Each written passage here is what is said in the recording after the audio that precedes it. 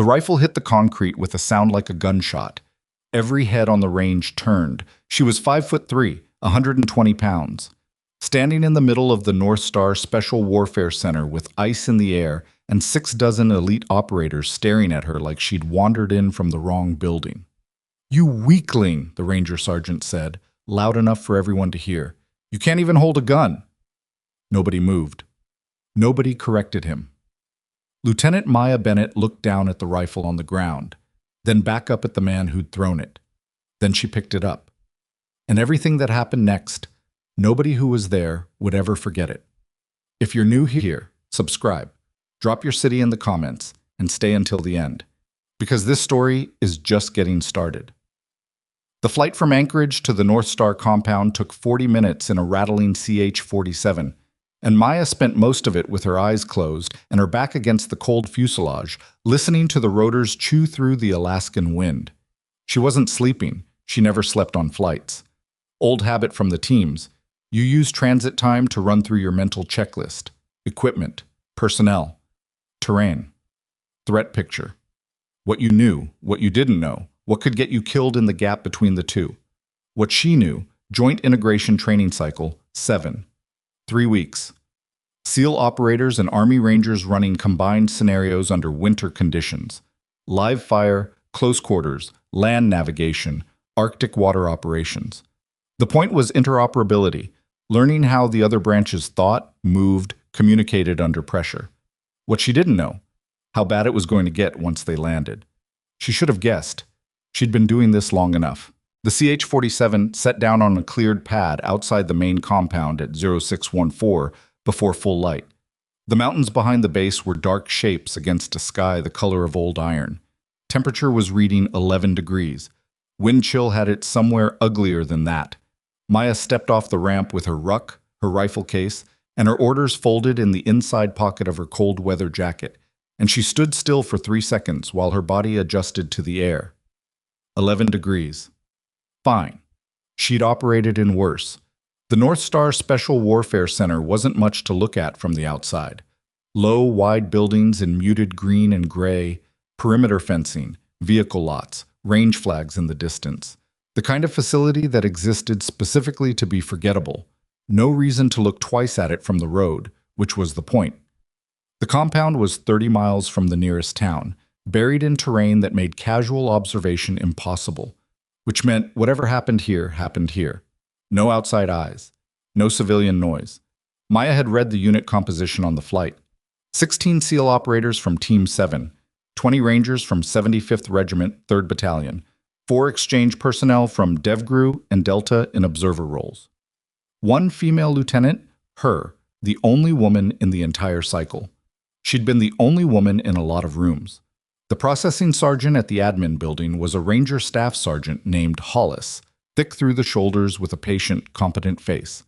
He checked her orders without comment, handed her a room assignment and a training schedule, and pointed her toward the operator barracks. "Chow is at 0700, he said. "Commander's brief is 0800 in the main bay. You'll want to be early." "Copy that." She took the paperwork. "Who's the Ranger element lead?" Hollis's expression shifted barely. Just a slight tightening around the eyes. "Sergeant First Class Cole Rourke," he said. "3rd Battalion. He's been running joint cycles here for 2 years. "Good operator?" A pause that was 1 beat too long. "He's effective," Hollis said carefully. Maya took the room assignment and walked out into the cold. She heard about Rourke before she saw him. At Chow, she sat at the end of a table with 4 SEAL operators from Team 7 who were deep into a conversation about the range schedule. They made space without making a production of it, which she appreciated. The SEALs she'd worked with before had a particular brand of acceptance. It wasn't warm, exactly, but it was professional. Competence was its own introduction in that world. Between spoonfuls of oatmeal and black coffee, she caught pieces of other conversations across the mess. The Rangers at the far table were louder, which wasn't unusual. Large group of men who'd been training together for years, comfortable in their own noise. Rourke's already running a line critique on the SEAL qualification standards. He's saying the standards got softened. He says everything got softened. He's been saying that since 2019. You think he's going to push back on the joint evaluations? A laugh. You know Rourke, he pushes back on everything. Maya didn't react. She filed it, ate her oatmeal, poured a second coffee, and reviewed the training schedule Hollis had given her, cross-referencing the events against her own recent qual scores.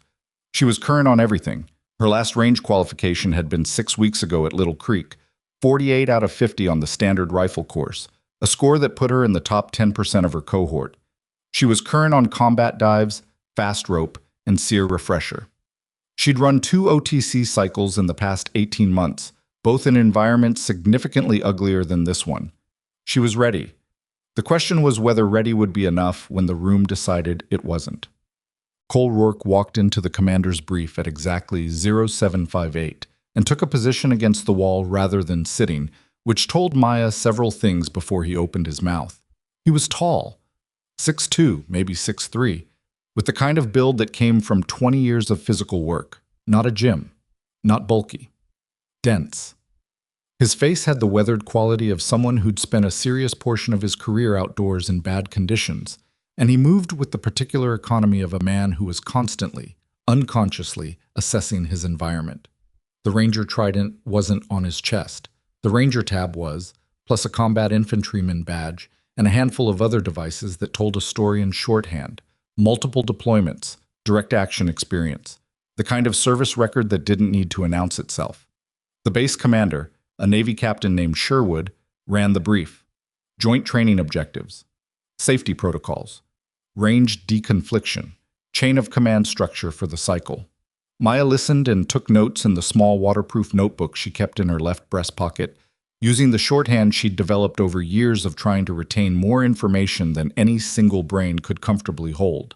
Halfway through, Rourke spoke. "What's the female integration protocol?" he said. The room went quiet in a specific way. Not hostile, not surprised, just waiting to see which direction this was heading. Captain Sherwood didn't change his expression. "Lieutenant Bennett is fully integrated into the training cycle, Sergeant Rourke. Same standards, same evaluations, same program." "No modified events?" "None." Rourke looked across the room and found Maya, which wasn't difficult since she was the smallest person in it by a significant margin. His gaze wasn't cruel. It was something more uncomfortable than that. Assessing, clinical. The way a man looks at something he's already decided the value of before the inspection even begins.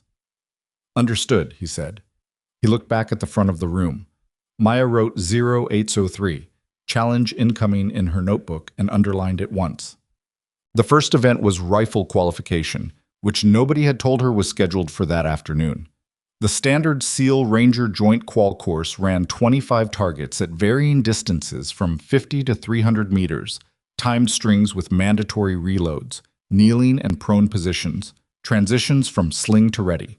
Clean completion threshold was 40 out of 50. Elite threshold, the score that would matter for advanced event placement, was 46 and above. Maya had been running this course in her sleep for 3 years. She drew range lane 11. The ranger to her left was a staff sergeant named Devlin, who looked at her equipment with the neutral expression of someone reserving judgment. The SEAL to her right, a petty officer named Cruz, gave her a brief nod and turned to his own prep. She did her function check, verified her zero target from the morning's confirmation round, checked wind flags, settled into her position, and waited. The range safety officer's voice came over the speaker. "All shooters, first string, 50 meters, 5 targets, standing to kneeling, on my mark. You have 45 seconds. She shot the first string clean. 5 for 5, split times averaging 1.2 seconds per target. The second string was 100 meters, prone supported. She put 5 rounds into a group that the RSO would later measure at 3.5 inches. Not perfect, but inside the scoring ring on every target. The third string was where it usually separated the shooters who were technically competent from the ones who were actually good. 250 meters, standing unsupported, 6 targets, 30-second window. The wind had picked up from the northwest, 6 to 8 miles per hour with gusts. She applied a half hold right, choked her breathing, and took the first target. Went through all 6. She heard the score called at the end, 49 out of 50. One round had caught the edge of a target at the 250 line, scoring 2 instead of 3, dropping her 1 point from a perfect run. She didn't react. She cleared her weapon, on safe, and stood up to retrieve her target sheets. Rourke was standing at the range table 30 feet away. She hadn't seen him move there during the course of fire. He was looking at her target sheets in the RSO's hands with an expression she couldn't fully read from this distance. Then he looked at her. "Lucky wind," he said. The RSO glanced at him. "Sergeant Rourke, the range flags were steady throughout. Wind was nominal." Rourke didn't acknowledge that. He kept looking at Maya. She picked up her rifle, slung it, and walked back to the staging area without saying a word. She'd learned a long time ago that some fights weren't won with words. The compound mess hall had a corner table that nobody sat at because it was wedged between the kitchen exit and a support column with poor sightlines to the television screens mounted high on the walls. Maya sat there every evening. She liked it. Her back was to nothing. She could see the room. On the third night, she was running through her navigation data from the day's land nav exercise, a brutal 12-mile course through high alpine terrain with 6 control points, no trail following permitted, Arctic weather gear mandatory, when someone sat down across from her without asking. She looked up. It was a SEAL she recognized from Team 7's element, Petty Officer 2nd Class Marcus Webb, 28 or 29, she guessed. He'd been in her land nav group that afternoon and had finished second. She'd finished first, coming in 11 minutes ahead of the next operator and 40 minutes ahead of the last, which she suspected was part of the problem she was about to face. "Ma'am," he said, "you mind?" "Sit." He put his coffee down. Didn't touch the food on his tray yet. Just looked at her with the particular expression of someone who was working up to saying something they weren't entirely sure they should say. "You finished the nav course in 4 hours 22, he said. "I know." Rourke's team best was 4:51. "I know that too." Webb was quiet for a moment. "He's telling people you cut the course, skipped the third control point." Maya set her pencil down. "The third control point is at grid 88472213. I signed in with the judge at 1417. He'll have that on his sheet." "I'm sure he does." Webb turned his coffee mug around in his hands. "I'm not saying I believe it, ma'am. I'm saying he's saying it."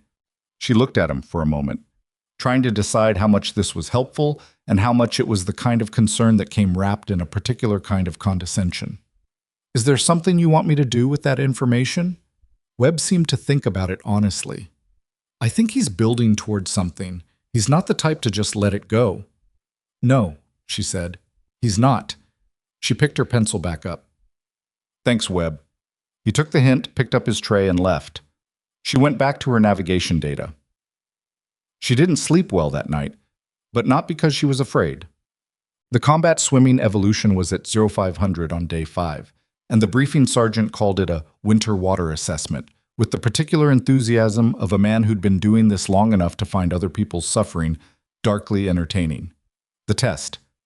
1 mile open water swim in a freshwater lake whose surface temperature was 34 degrees Fahrenheit. Full cold water gear, dry suit, fins, mask. The clock started when you hit the water. Passing time was 45 minutes. Elite threshold was 36. Maya had done the Coronado winter swim. She had done the Iceland exchange. She had done things in water that most people wouldn't believe without the documentation to prove it. She hit the lake at 0501 and started counting strokes. The cold was immediate and violent. Even through the dry suit, it pressed in around the seals at the wrist and neck, found every gap in the system, hit the exposed skin of her face like a series of small impacts. She settled into her stroke within the first 100 meters and let her breathing find its rhythm. Stroke, stroke, breathe. The water was the color of old steel under the pre-dawn light. She finished in 31 minutes and 48 seconds. When she came out of the water, she was shaking hard enough to make her teeth rattle, and it took 3 minutes of active movement before her hands were functional enough to help herself out of the dry suit. But she finished. The judges logged the time. 31:48, 4 minutes and 12 seconds under the elite threshold. Rourke finished at 34 minutes and 9 seconds, which was excellent. Genuinely excellent, nothing to be ashamed of. He'd beaten 9 other operators in the water. He came out of the lake with the composed, controlled movement of a man who'd done this dozens of times and understood exactly what his body was doing and why. He stood at the edge of the staging area and watched the time board get updated. Maya saw him look at her number, then look at her. "Smaller body surface," he said to no one in particular. "Less resistance." Devlin, standing nearby, kept his eyes forward and said nothing. Cruz from Team 7 turned slightly away like he was checking something in his peripheral vision that wasn't there. Maya wrapped her heat retention blanket around her shoulders, sat on the equipment bench, and focused on getting her core temperature back to functional range. Her ribs were aching from the cold water compression. Her fingers were still clumsy. She thought about what she was going to say to Rourke eventually. Not if, when, and decided she still hadn't found the right words. Words weren't the point, anyway. The hand-to-hand combat evolution came on day 7. The formal name in the training schedule was Combatives Integration Assessment, map-based fighting, modified for joint training context, full contact with safety gear, judges scoring for control, technique, and effective termination of the engagement. The format was straightforward. Each operator faced a randomly assigned opponent from the opposing branch element. 1 4-minute round. The judges scored on a point system, but a clean submission or a dominant pin held for 5 seconds counted as an automatic win. Maya drew Sergeant First Class David Okafor. Ranger. 6'1", 215, with the build of someone who'd been doing judo since he was 9 years old and had spent the intervening years stacking combat deployments on top of it. His dossier, which she'd reviewed on the training schedule sheet, noted Advanced Combatives Instructor qualification. He was good. She could tell from the way he came to the center of the mat. Balanced, patient, not showing her anything she didn't need to see. "Ma'am," he said, and the word was neutral, not dismissive, just the respectful address of a professional who was about to try to put her on the ground. She respected that more than she could say. The judge blew the whistle. Okafor came in at an angle, not straight on, which told her he'd trained with people who knew what they were doing. He was testing her reaction first, seeing how she moved, gathering data. She gave him nothing for the first 15 seconds. Just moved, stayed centered, let him feel his way. His third probe was a collar tie attempt, right hand reaching for her neck to control her head. She'd been waiting for that. She broke the grip before it could settle, stepped her left foot across his lead foot, and used his forward lean to take him down and past her in one motion that put him face down on the mat, with her controlling his right arm from behind. She held the position. The judges stopped the clock at 41 seconds. The gymnasium had gone quiet in the specific way of people reassessing something they thought they understood. Rourke was at the edge of the mat. She could see him in her peripheral vision as she let Okafor up and stepped back. He wasn't clapping. He wasn't talking. He was watching her with an expression she was starting to understand. Not anger, not contempt, but something almost worse. The look of a man who'd made a large bet and was beginning to suspect the calculation was off. That night, she found the written challenge in her room. Not a formal document. A single sheet of paper, folded once, slipped under her door. She unfolded it at her desk under the lamp. "Lieutenant Bennett, you've had a good week, I'll give you that. But I think we both know a controlled training environment is different from a real test. I'm proposing an exhibition for the close of the second week. Full contact combatives. You against my 6 best rangers, sequential, 1-minute recovery between rounds. And then me. If you can't finish, you withdraw from the joint program. If you complete it, I'll say whatever you want me to say, in front of whoever you want me to say it to. You don't have to accept, but we both know you're going to. SFC Rourke." Maya read it twice. She put it down on the desk and stared at the wall for a moment. Then she thought about the rifle hitting the concrete. She thought about lucky wind and smaller body surface and the look on Hollis's face when she'd asked who the Ranger element lead was. That one beat too long before he's effective. She thought about every room she'd walked into where the verdict was already in before she opened her mouth. She picked up her pen, turned the paper over, wrote 3 words on the back. "I'll be there." Slid it under Rourke's door at 22:47 and walked back to her room. She sat on the edge of her bunk in the dark and did something she almost never permitted herself. She thought about losing, not because she expected to, but because she needed to face it clearly. The actual shape of what losing would mean, the withdrawal from the program, the report, the way it would be written up and filed and referenced in quiet conversations she would never be part of. The way 100 small failures and setbacks that she'd absorbed and walked away from would be retroactively confirmed as evidence of an original deficiency. She sat with that for a long time. Then she lay down, closed her eyes, and did her breathing work. 4 counts in, hold 4, out 4, hold 4. until her heart rate came back to where it needed to be. She had 7 days. 7 days to make sure that when she walked into that gym, she walked out on her own terms. Outside, the Alaskan wind hit the building in long, low gusts that rattled the window frames and pushed the temperature deeper into the negative numbers. And the mountains beyond the compound were invisible now in the dark, and the only light was the orange smear of the facility's perimeter lighting cutting through the frost on the glass. Maya Bennett stared at the ceiling, and she started planning. She spent the first hour making a list. Not of her strengths, she knew those cold. She listed Rourke's Rangers instead. Every operator she'd observed in the past 7 days. Movement patterns, dominant hand, how they responded when a technique didn't work the first time, whether they got frustrated or whether they recalibrated. The difference between those two things was enormous in a fight. A frustrated man threw harder and thought less, which created openings. A man who recalibrated was more dangerous and required a different approach entirely. She wrote in the small, waterproof notebook with the same methodical shorthand she used for navigation data. Devlin, right dominant, strong collar tie preference, tends to pull rather than push when controlling. Reaction time off a feint is approximately half a beat slow on the left side. Torres, wrestled in college, confirmed from mess conversation. Shoots low, prefers double leg. Comfortable on the ground, but impatient when a submission isn't coming. Okafor, she'd already fought him. Best of the group, technically. Would be sharper the second time. Didn't get rattled. Would need to be finished fast or not at all. Kowalski, big. Naturally strong. Moves like someone who's won most fights by making them physical rather than technical. Will try to smother. Haggerty. She'd watched his combative session from day 4. He telegraphed his takedown attempts with a specific shoulder drop. Fixable habit, but he hadn't fixed it yet. Nguyen, the quietest of the group. Watched everything. Didn't show his game until he had to. She knew least about him, which made him the one she was most concerned about. And then Rourke.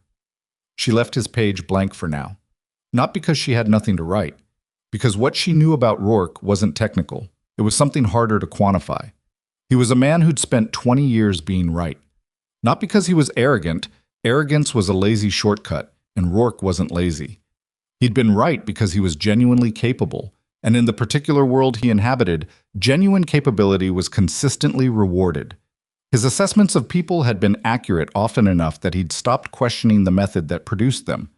He looked at Maya and saw a category, not a person. That was both his weakness and the thing that made him dangerous. Because a man who believed he already understood the situation didn't adjust until the situation had already gotten away from him. And by then the adjustment came too hard and too late. She'd seen it happen in water. She'd seen it on the range. She'd watched him recalculate after her land nav time and come back with cut the course instead of accepting what the number said. When she finally beat him, and she was going to beat him, she had to start from that premise and work backward. He wasn't going to have an answer ready, because he'd never genuinely prepared for the possibility. She was going to use that. She closed the notebook at 0113, turned off the lamp, and slept for 5 hours and 20 minutes. She knew exactly how long because she'd set her watch alarm before she lay down, and she didn't miss it. The next 7 days were the hardest of the training cycle, and not because of anything Rourke did. The schedule itself was brutal. Day 8 was a combined CQB exercise, 2-man and 4-man room clearing, simunition rounds, building scenarios staged in the compound's urban training facility. Maya ran it with Cruz and 2 other SEALs, and they moved well together. Cruz had a clean entry technique and communicated efficiently on the radio. She worked his opposite side without needing to talk much, which was how you knew a partner was actually good. The ones who required constant verbal coordination were the ones whose spatial awareness wasn't where it needed to be. Her radio communications were clipped and accurate, 2 moving, stack right, 4 on the door, clear. The building scenarios ran 6 hours. Her team cleared 7 structures, failed 1. A room with a concealed 3rd entry point that she hadn't caught in the pre-breach assessment, which was a legitimate failure, and she logged it as such in her debrief notes without trying to blame the scenario design. Day 9 was a 12-hour field exercise, cold weather survival, austere environment navigation, 2-person patrol tactics. She was paired with Webb, who'd stopped being cautious around her somewhere around day 4 and had settled into the comfortable, slightly dark humor of someone who was genuinely good at his job and had stopped trying to manage impressions. You're not sleeping enough, he said on the patrol, somewhere in the third hour, in a low voice. I'm sleeping enough. You've got the eyes, the slightly wrong focus. She looked at him. I pay attention to people, he said, without apology. I'm handling something. The exhibition. It wasn't a question. She'd figured the news had moved through the compound. These things always did. Yeah, she said. They walked for a while in the kind of quiet that happened when two people were moving carefully through terrain and didn't need to fill the space. How are you going to approach Rourke? Webb said eventually. I'm not going to trade with him. He's going to try to make it physical. I know. He's got 40 pounds on you, minimum, probably more. I know that too. Webb was quiet again. Then, my older sister was the best athlete in our family, by a significant margin. My dad coached her in track from age 8 until she went to college on a full scholarship. She ran the 400 and the 800. Fastest woman in her conference junior year. Maya waited. People kept asking her what it felt like to be a female athlete, Webb said. She said she didn't know because she'd only ever been an athlete. Maya didn't say anything. She kept walking. Webb didn't say anything else either, but something in her chest settled slightly, which she hadn't been expecting and didn't quite know what to do with. She trained every evening after the formal day schedule ended. The compound had a small auxiliary gym adjacent to the main facility. 4 mats, a heavy bag, mirrors, free weights. It was supposed to be for personal maintenance training, and it was rarely occupied after 2000. She used it from 2015 to 2145 every night that week. She didn't work on strength. There was no version of this scenario where she won by being stronger than Rourke's Rangers. She worked on what she'd always worked on: precision, timing, and the ability to make a bigger opponent's energy serve her rather than hurt her. She ran her submissions until they were mechanical. Rear naked choke from 3 different entries. The arm bar from guard. The kimura from side control. She drilled the hip escape until she could execute it half asleep, which was approximately the state she'd be in by the time she reached the 5th or 6th opponent. She also worked on something she didn't have a formal name for. She thought of it as reading the room, the ability to stay calm enough in a deteriorating situation to actually see what was in front of her rather than reacting to her own stress. You couldn't train it directly. You could only create conditions where you practiced staying clear when your body was telling you to panic and hope that the practice created a reflex. She ran her heart rate up to 160 with burpees and jump squats, then went straight into technique drilling while her hands were shaking and her vision had that particular overloaded quality. Made herself be precise, made herself slow down internally even when everything external was demanding speed. This was the work nobody saw. On the 3rd night of it, she was 30 minutes into her session when the gym door opened and Okafor came in. He stopped when he saw her. She kept moving. She was in the middle of a hip escape repetition, and stopping mid-drill was a habit she'd worked to eliminate. Sorry, he said. Didn't know anyone was in here. You're fine, she said. Plenty of mat. He came in, set his bag down, started his own warm-up on the far side of the room. For 20 minutes, they worked separately and in parallel, which was comfortable in the way of 2 people who understood the purpose of what they were doing and didn't need to perform it for each other. Then Okafor said from across the room, He's going to come at you the wrong way. She kept moving. What do you mean? Rourke. Okafor was stretching his hip flexors, looking at the ceiling. He thinks he knows how you fight because he watched you work me.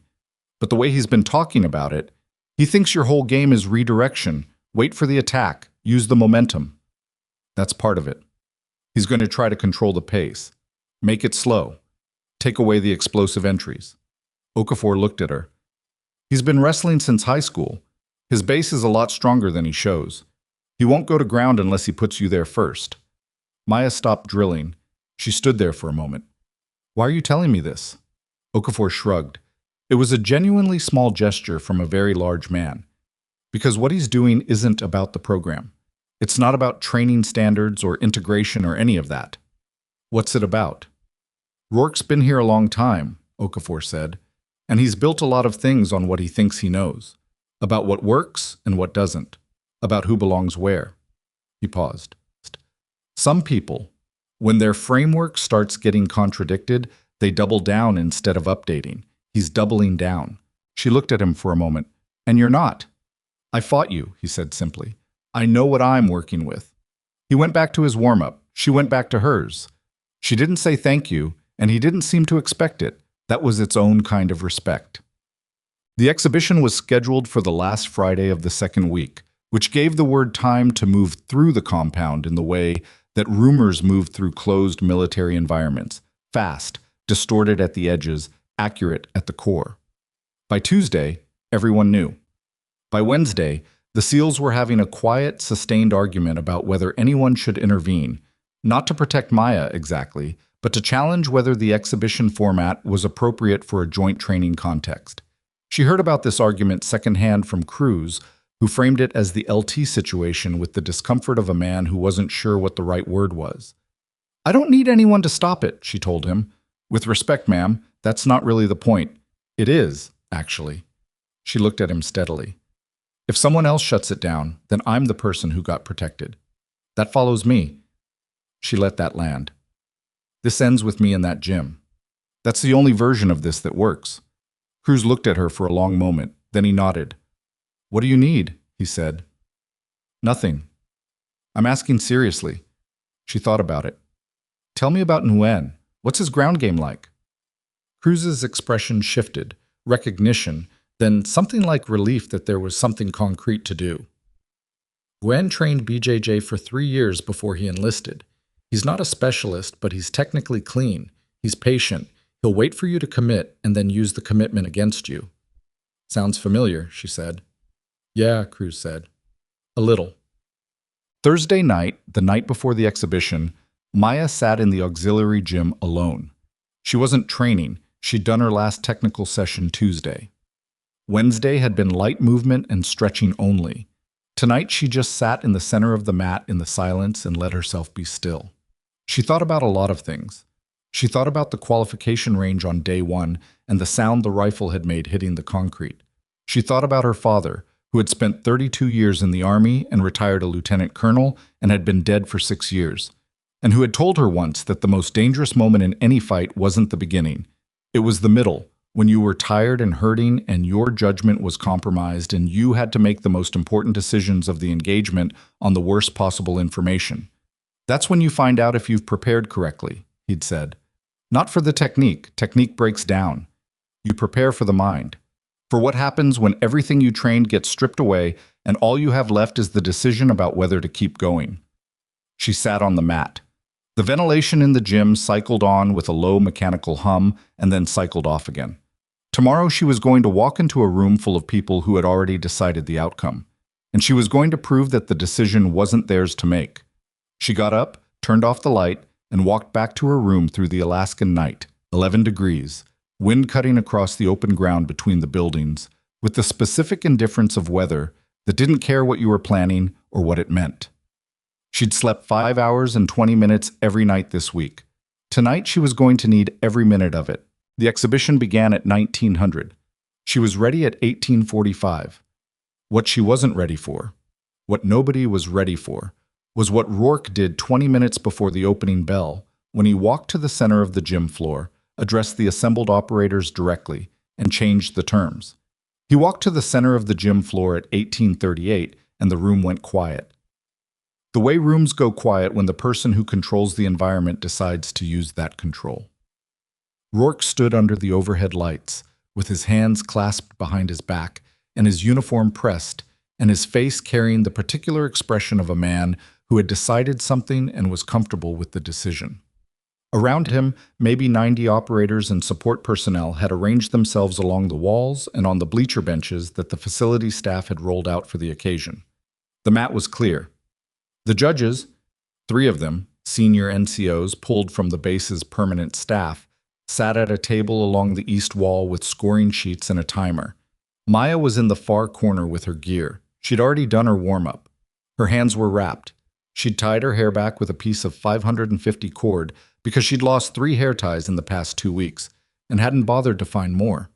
She was watching Rourke the way she watched everything, without appearing to watch.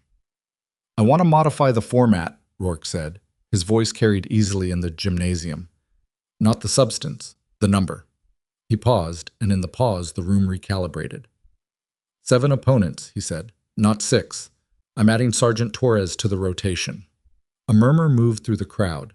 Not loud, just the sound of people processing an escalation they hadn't expected. One of the judges, Staff Sergeant Pittman, who Maya had assessed as the most procedurally careful of the three, looked up from his sheet. Sergeant Rourke, the agreed format was, Lieutenant Bennett agreed to the exhibition, Rourke said. She can agree or decline the modification. Every head turned toward the corner. Maya stood up from the bench. She took her time about it. She rolled her left shoulder once, feeling the familiar slight tightness that lived in the joint after a cold water evolution 2 years ago in Norway that hadn't healed quite right. She looked across the gym at Rourke. Torres first or last, she said. Rourke's expression didn't change. Fourth. Fine, she said. 7. She sat back down. The murmur in the room shifted register. Not louder, but different. She could feel the weight of it without looking up. 90 people recalculating something. Webb materialized at the edge of her corner. He crouched down so he wasn't standing over her, which she noticed and appreciated. You didn't have to accept that, he said quietly. I know. Torres is their ground specialist. He'll be fresher at 4 than he would have been at 6. I know that too. Webb looked at her for a moment. You've got a plan. I've always had a plan. He stood up. I'm going to be right here, for what it's worth. It's worth something, she said, which was as close to thank you as she was going to get right now, and he seemed to understand that because he moved back to his position along the wall without pushing it further. The first opponent was Haggerty. She'd clocked him as the most readable of the group, not the weakest, but the one whose patterns had the least variation. He was 26, maybe 27, with a solid wrestling base and enough combat deployment experience to make him dangerous in a real context. In a controlled mat environment, controlled was the operative word. He came to the center of the mat with the focused, slightly rigid look of someone who was aware of the audience and feeling it. That was useful information. Pressure affected him. The judge blew the whistle. Haggerty moved left immediately, circling, and Maya moved with him, keeping her weight centered, showing him nothing. She let him dictate the opening geometry, let him feel like he was setting the terms. At 4 seconds, his left shoulder dropped. She'd clocked that tell in the day 4 session. There it was. She stepped right, cut the angle before his takedown attempt could develop, got her left hand to the back of his neck and used his forward momentum to redirect him past her. He stumbled, recovered, turned. She was already in a different position than he expected. He came in harder the second time. Less patient. The audience pressure was working on him. She let him get the clinch, let him feel like he'd won something, then used the moment when his weight committed forward to execute the hip toss. Not clean. He was heavy enough that her footing slipped slightly on the landing and she had to scramble to maintain top position. For 3 seconds, it was genuinely messy, both of them fighting for control on the mat with nothing elegant about it. She got his arm, locked the joint, applied pressure. He tapped at 1 minute and 12 seconds. She was up before the judge finished the call. She moved to the edge of the mat, took 3 deep breaths, rolled her neck. Her hip flexor on the left side was complaining about the scramble. She noted it and set it aside. Second opponent, Kowalski. He was what she'd expected. Big, physical, with the kind of natural strength that made technique feel optional when you had enough of it. He got his hands on her in the first 15 seconds, and it was immediately clear that his grip strength alone was going to be a problem. He was trying to smother her, get her against his chest and make it a strength contest, which was the correct approach if you were him and had no particular interest in being clever about it. She didn't let him set it. She kept moving, kept breaking grips, kept making him reestablish. It was expensive. Every grip break cost her something. But the alternative was letting him dictate a fight she couldn't win on those terms. She took him down at the 40-second mark using a foot sweep that she'd drilled approximately 400 times in the past week. He didn't expect the low entry. She got side control, held it, worked for the arm, couldn't isolate it, he was too strong in that position, shifted to a rear mount attempt. He bucked hard. She lost the position. Back to standing. The room was audible now. Not loud. This wasn't that kind of crowd. But there was a sustained attention in it that had a sound of its own. She got him again at a minute 40. This time she went for the choke instead of the arm. Got it cleaner. His hand came up and tapped her forearm twice. 2 down. She was breathing harder than she wanted to be. Her left hip was genuinely unhappy. She had 5 opponents left, including Rourke. and she was 90 seconds into a fight that was going to last the better part of an hour if it went to plan. She stood at the edge of the mat and did her breathing work. 4 in, hold, out. She could feel the adrenaline wanting to run the show, and she kept pulling it back. Adrenaline was useful in small doses and catastrophic in large ones. You needed enough to be sharp, and not so much that you stopped thinking. 1 minute recovery. Third opponent, Devlin. Oh. Devlin was smarter than Kowalski and more controlled than Haggerty. He came to the center of the mat with the calm of someone who genuinely thought about this and had a strategy. She could see it in the way he positioned his hands. Not reaching, not aggressive, just present. I was going to be patient and wait for her to make a mistake. For 30 seconds, neither of them made a mistake. They moved around each other with the careful, circling quality of two people who were both reading and neither of them was giving a clear signal. Then he feinted high and went low.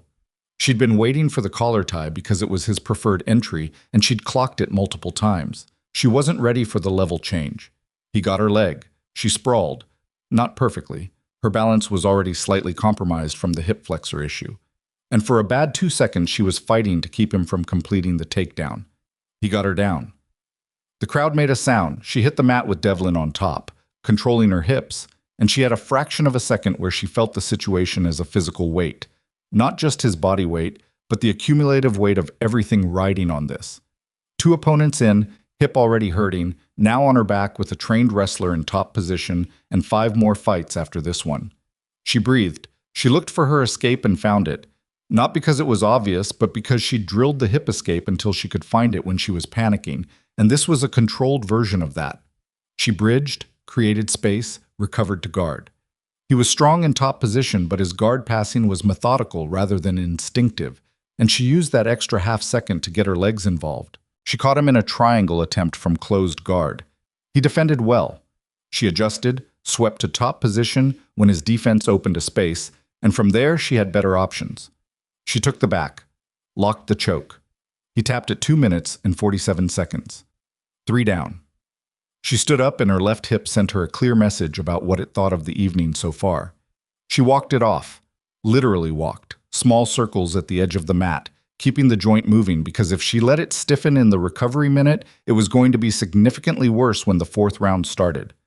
Webb was watching her. She didn't look at him directly, but she could feel the quality of his attention.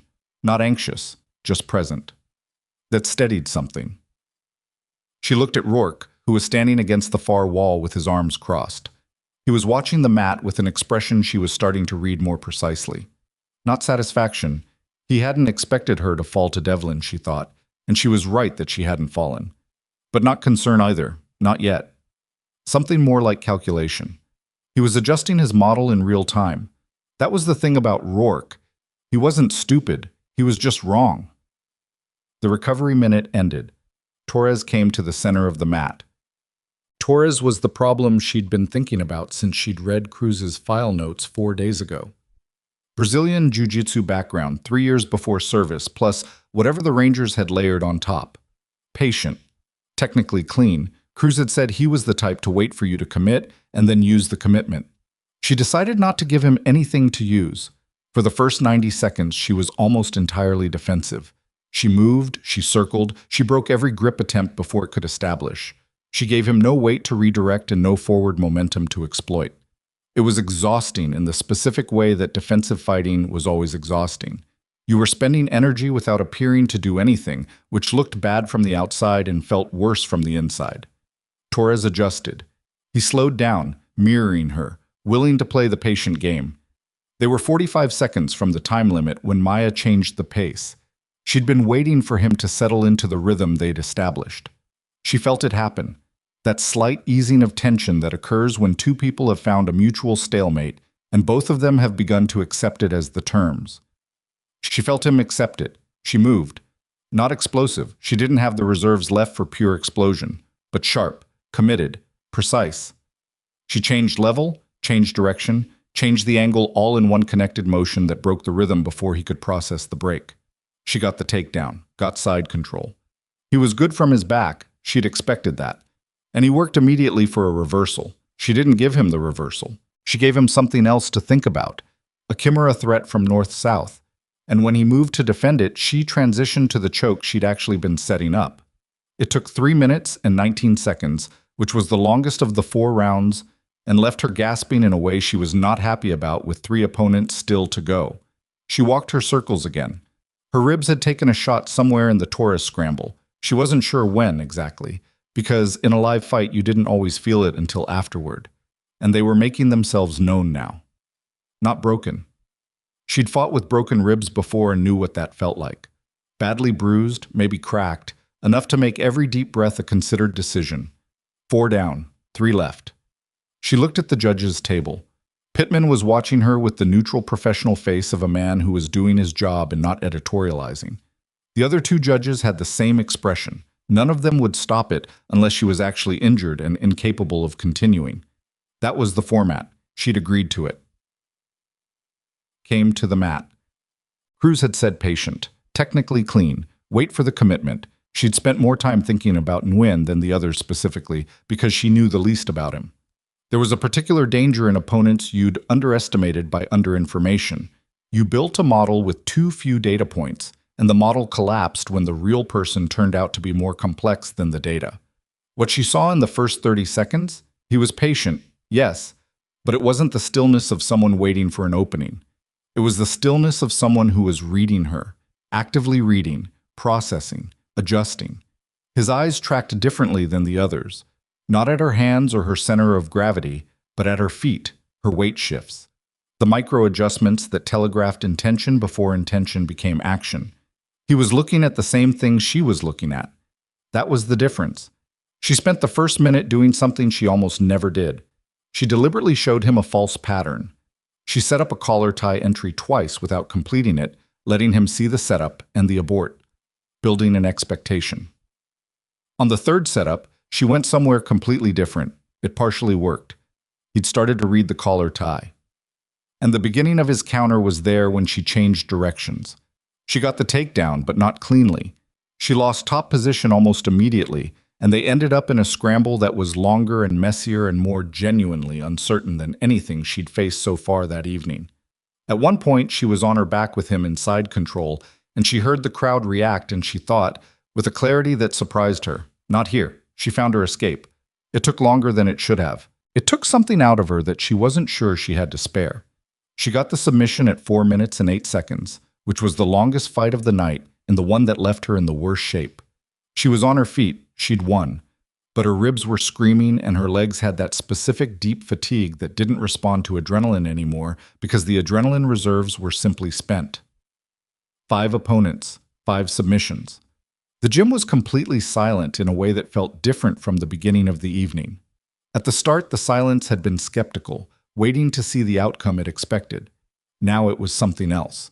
She couldn't fully characterize it. It wasn't celebration. This crowd didn't celebrate easily, and the outcome was still unsettled. It was more like the silence of people who were processing something that didn't fit their existing framework and hadn't yet found a new one. Rourke was still against the wall.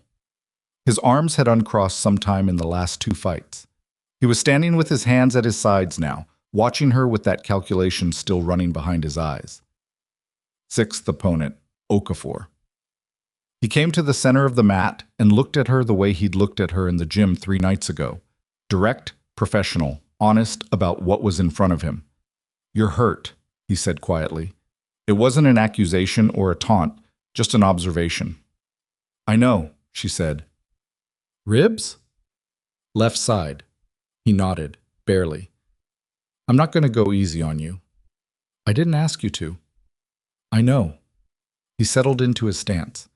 "I'm just telling you so you know what this is." She appreciated that more than she could say, and said nothing at all. The whistle blew. Okafor was technically the best of the group. She'd known that before tonight, fighting him after 5 consecutive rounds. With her ribs bruised and her hip joint degraded and her gas tank somewhere past empty, was a different proposition than it had been on day 7 when she was fresh, and he was her only opponent. He knew exactly what she'd used against him the first time. He adjusted for it immediately. When she tried the collar tie, he was already gone. When she changed level, he changed level with her. He was reading her the same way Nguyen had, but with better tools and more experience. She made it ugly. That was her only real option at this point. She made it slow and physical and exhausting for both of them. And she accepted that she was going to absorb punishment in doing it because she didn't have the reserves left to be clean. She took a knee to her already compromised ribs at the minute mark, and the pain hit her like a door swinging open, sharp and white and immediate. She kept moving. She got his back at 90 seconds. Lost it. Got it again. He was strong and he was fresh, and it was not a comfortable place to be. At 2 minutes and 50 seconds, she found an opening in his neck that she hadn't expected. He'd been so focused on protecting his arms that his neck defense had gapped slightly. Just for a moment, just enough. She had the choke locked before he could adjust. He tapped. She let go. She stood up. She was breathing like she'd run a sprint at altitude, and her ribs were a sustained complaint that she was actively managing. 6 opponents, 6 submissions. She walked to the edge of the mat and stood there, and the gym was still quiet, and she could hear her own breathing and the ventilation system and the distant sound of wind against the building. Then Rourke walked to the center of the mat. He'd watched 6 of his people go down. He'd stood against that wall for the better part of an hour and run whatever calculations he ran, and arrived at this moment still fresh, still composed, still carrying the particular certainty of a man who believed the real test was still ahead. He looked at her across the mat, 30 feet of space between them. She looked back at him. "You did the hard part," he said. His voice was neutral, not cruel, not conceding anything. 6 is a real number. Nobody here is going to tell you different. "But," she said. "But I've been watching you for an hour," he said. "I know where you're hurt. I know how you move when you're tired. I know your 3 best entries, and I know which one you default to when you're under pressure." He let that sit. "And I'm not any of them." She knew he was right. That was the thing. It wasn't trash talk. It was an accurate assessment, and accurate assessments were the most dangerous kind because you couldn't dismiss them. "I know," she said. Rourke looked at her for a moment with something that might have been, in a different man, a kind of respect. Not full, not given freely, but present. "Then let's find out," he said. He raised his hand to the judge. The whistle blew. He came at her differently than she'd expected. Not aggressive, controlled. He moved like a man who had decided this was a technical problem and was approaching it technically. No anger, no performance for the crowd, just steady, methodical pressure. He got his first grip at 8 seconds, and it was immediately clear that his wrestling base was exactly what Okafor had warned her about. Deep, rooted, patient. He wasn't trying to throw her or take her down immediately. He was trying to tire her, using his size and freshness to make her spend energy. She didn't have just to maintain her position. She broke the grip. He reestablished it. She broke it again. He reestablished it again. Her arms were burning, and she was 30 seconds in. He got the takedown at 45 seconds. It wasn't violent. It was almost gentle, the way very strong people sometimes did things without needing to demonstrate the strength. He controlled her hips and put her on the mat, and established side control with the quiet efficiency of someone who had done this 10,000 times. She heard the crowd. She heard her own breathing. She was on her back with Cole Rourke in side control, and her ribs were reminding her of their existence with every breath. And her hip was a sustained complaint, and her arms were shot, and she had nothing left that could be described as conventional resources. She had her mind. She had the thing her father had told her about. The decision in the middle, when everything was stripped away, and all that was left was whether you kept going. She kept going. She started working her escape, slowly, methodically. He shut it down. She tried the other side. He adjusted. She tried to create space with a bridge, and he absorbed it with his body weight. This was the part nobody planned for. This was the part that happened after the plan ran out. She stopped trying to escape. She went still. It was a deliberate stillness, not exhaustion, and she felt the moment when Rourke registered the difference, when his hands adjusted slightly in response to the change in her. He was reading her, and she'd just given him something to read. She let him read it. She let him settle into the interpretation he'd formed, that she was spent, that this was the end. And she felt his weight shift almost imperceptibly as some small part of his attention moved from controlling to preparing for the finish. That was the opening. It was small. It was brief. It was exactly what she'd been waiting for since she hit the mat. She moved, and in the way of the best decisions made in the worst moments, it was not smooth. It was not clean. It was a desperate, committed, entirely human lunge toward the only option left. and she locked the rear naked choke before he could process that the stillness had been a setup, and she held it with everything she had left, which was not much, but it was enough. And she held it, and she held it, and the world narrowed down to the feeling of her arms, and the sound of her breathing, and the sense of Rourke's body beneath her beginning, finally, to slow. His hand came up, hovered, and the gym held its breath. His hand came down. Not a tap. He dropped it flat against the mat, once, deliberate, final, and the sound of it in that silent gymnasium was the loudest thing Maya had heard all night. She released the choke. She did not move immediately. She stayed where she was for 2 full seconds, her arms still loosely bracketing his neck, her chest against his back, both of them breathing hard in their separate ways. Her with the ragged, depleted quality of someone who had been running on nothing for the last 4 minutes. Him with the slower, heavier breath of a man whose body had just returned from somewhere it hadn't expected to go. Then she pushed herself upright and stood. The gymnasium did not erupt. That was the thing she would remember most clearly later. Not the noise, but the absence of it. 90 operators and support personnel, and for 3 full seconds after Rourke's hand hit the mat, nobody made a sound. Not applause, not voices, not movement. Just the ventilation system and her own breathing and the distant complaint of the Alaskan wind against the roof. Then crews started clapping. Single, deliberate claps. Not fast, not performative. The kind of applause that said, "I know exactly what I just watched and meant it." Webb joined. Then Okafor, who was still on the mat a few feet away with his gear, and then Devlin, and then it spread in the way things spread when someone gives the room permission. Not a wave, more like a tide coming in, gradual and certain. Rourke got to his feet without help. He stood for a moment with his back to the room, which she understood was not disrespect but necessity. He needed those seconds before he turned around. She gave them to him. She walked to the edge of the mat and picked up her water bottle and drank, and focused on the specific problem of continuing to breathe correctly, because her ribs were telling her a story she wasn't ready to deal with fully, and the adrenaline that had been running her engine for the past hour was draining now, and what was underneath it was going to be unpleasant. When Rourke turned around, his face was composed, not falsely composed, not the rigid mask of a man suppressing something, actually composed, in the way of someone who had made a calculation and arrived at a result and was now processing what the result meant for everything downstream. He walked across the mat toward her. The room watched.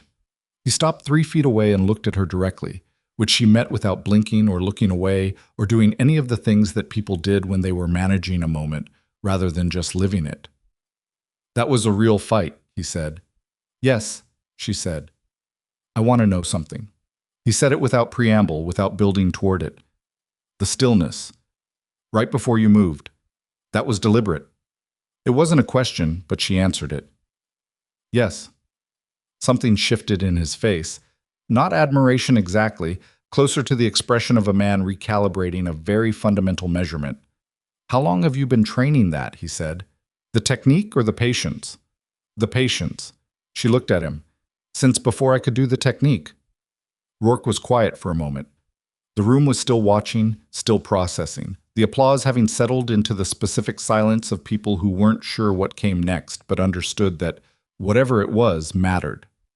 "You held up your end," he said finally. "I'll hold up mine." He turned and walked off the mat. Maya stood there alone in the center of the gymnasium, with her water bottle in her hand and her ribs hurting and her hip aching, and 7 fights in the last hour sitting in her legs like wet concrete, and she felt none of the things she'd expected to feel. She'd expected relief. She'd expected something that resembled victory. What she actually felt was tired. The deep, cellular kind of tired that had nothing to do with tonight specifically, and everything to do with the accumulated weight of every room she'd walked into before this one. She walked off the mat. The compound's medical officer was a Navy lieutenant commander named Ferris, who had the practical, unsentimental manner of someone who had been patching up special operations personnel for long enough to stop being surprised by the things they did to themselves. He ran his hands along Maya's left rib cage in the examination room off the main corridor while she sat on the paper-covered table and kept her face neutral. "Deep breath," he said. She took one. The pain was a clarifying white line across her left side. Again. She took another. Nothing displaced, he said, stepping back. But you've got at minimum 2 and possibly 3 fractured ribs on the left side. The hip is soft tissue. I want imaging on it tomorrow, but functionally you're mobile. He made a note. You fought 7 consecutive rounds with this. I know. I'm noting that in my report. That's your job, she said. He looked at her over his notepad. I'm noting it because whoever reads that report should understand what the physical baseline was when those fights happened. He paused. That's also my job. She looked at him for a moment. Thank you. He handed her a cold pack and a prescription-strength anti-inflammatory and told her to sleep on her right side and come back in the morning for imaging and sent her out. In the corridor, Webb was waiting. He didn't say anything when she came out. He just fell into step beside her, and they walked back toward the barracks in silence that lasted about 40 yards before he said, quietly, How bad? Ribs, maybe 3. Hips soft tissue. You fought Okafor and Rourke with fractured ribs. I fought Torres and Gwyn with them too. That's when it happened. Webb made a sound that wasn't quite a word. I'm fine, she said. I know you're fine, he said. I'm just... He stopped, seemed to decide something. My sister would have liked you. Maya looked at him sideways. Would have? She's alive, he said quickly. I just meant she doesn't like many people, but she would have liked you. Maya almost smiled. It was close enough to count. What happened next was not what she'd expected. She'd expected the morning after reality to be simpler than the night itself. The exhibition done, Rourke's promise made, the cycle continuing with whatever adjustment the outcome produced. She'd expected some awkwardness, possibly some resistance from the Rangers who'd lost, and then the gradual return to professional normalcy that military environments enforced by necessity. What she didn't expect was Captain Sherwood's office at 0730. She sat across from the base commander in a chair that was slightly too low for the desk, which she suspected was not accidental, with her ribs taped under her uniform and her hip moving at about 80%, and her face carrying the particular stillness of someone who had learned not to show up to uncertain meetings with their reactions already loaded. Sherwood was in his late 40s, with a face that had been lived in rather than maintained, and he had the quality of a man who had spent enough time in command to understand that the most important thing he could do in any given meeting was shut up long enough to actually hear what was in the room. He looked at her for a moment before he spoke. Dr. Ferris's report is on my desk, he said. Yes, sir. Fractured ribs, hip soft tissue involvement, both sustained during the exhibition. He looked at the report, then back at her. You completed the exercise with those injuries. Yes, sir. Did you know about the ribs during the fight? I suspected. I didn't know specifically. But you continued. The format required it, sir. I'd agreed to the terms. Sherwood was quiet for a moment. Lieutenant Bennett, I want to be direct with you about something. Please, what happened last night was not an authorized training event. He let that land. Sergeant Rourke organized a private exhibition that I was informed of but did not formally sanction. I allowed it to proceed because the format appeared consensual and because I assessed that intervening would create more problems than it resolved. He folded his hands. That assessment may have been wrong. Maya looked at him steadily. With respect, sir, the assessment was correct. You're advocating for the decision that put you in that room. I'm advocating for the outcome, she said. The room was going to happen one way or another. It either happened on my terms or it happened in 30 smaller, quieter ways over the next 2 weeks. I chose my terms. Sherwood studied her for a long moment. There's going to be a formal review, he said. The medical documentation means this goes up the chain. You should know that. I understand. Is there anything you want to tell me about the circumstances that I won't find in Sergeant Rourke's after action or Dr. Ferris's report? She thought about the note under her door, the 7 opponents instead of 6, the modified terms at 1838 in front of 90 people. No, sir, she said. The documentation will be accurate. Sherwood nodded. He seemed to believe her, which told her something about his read of the situation. Dismissed, he said. Then, as she stood, Lieutenant, that was an unusual performance. She waited. I don't mean the fighting, he said. I mean the whole week. She left without responding to that, because she didn't have a response that felt right. And she'd learned a long time ago that the moments that didn't need a response were usually the ones that meant the most. Work found her on the range that afternoon. She was doing her daily maintenance shoot, dry fire practice at the 100-meter line, working through her trigger press and her breathing cadence, which she kept up regardless of physical condition because the moment you let the fundamentals slide was the moment they weren't fundamentals anymore. Her ribs made the prone position difficult, so she was working standing and kneeling only, which was fine. There were days in the field when prone wasn't an option. She heard him coming. His footfall was distinctive, not loud but deliberate, the particular cadence of a man who announced himself on purpose. He stood about 10 feet to her right and watched her run 3 dry fire strings. She finished the third, lowered the rifle, and looked at him. "You're going to want to adjust your support elbow," he said. "You're compensating for the ribs. It's moving your point of aim left about a quarter inch at 100. She looked at him for a moment. Then she adjusted her support arm and ran another string. He was right. "I wanted to ask you something," he said. "Ask?" He looked at the range rather than at her. "You trained SEAL QC at the Dam Neck Annex 2 years ago. I read your jacket this morning." She hadn't known he'd read her jacket. She kept her face neutral. "That's correct," she said. "You also have a language qualification in Pashto and Dari." He paused. "And a marksmanship instructor certification from Fort Benning." "Yes." "And a special reconnaissance qualification." "Yes." He was quiet for a moment. "None of that was in the briefing packet for this cycle." "No," she said. "It wasn't." "Why not?" She looked at him. "Because the briefing packet asked for rank, primary MOS, and relevant recent training. I answered those questions. Nobody asked for the full record." Rourke turned and looked at her directly for the first time in the conversation. "Who are you, Lieutenant?" It was a genuine question, not rhetorical, not strategic. He actually wanted to know. She considered how to answer that. She considered several versions of the answer and discarded most of them. "I'm whoever's standing in front of you," she said finally. That's been the problem. He absorbed that. She watched him absorb it, the slight shift in his jaw, the quality of his attention changing. "I owe you a public statement," he said. "You do." "I'm going to make it." He said it without hedging. "In front of the full command element. I've already spoken to Sherwood about the format." "When?" "Tomorrow morning, 0800. Main assembly." He paused. "I'd like you to be there." "I'll be there," she said. He nodded, started to turn away. "Rourke," she said. He stopped. "Your right shoulder," she said. "In the fight. It weakened at around the 3-minute mark.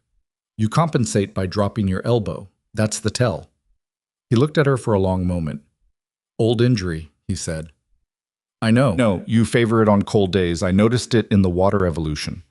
Something crossed his face that she thought might have been the beginning of something.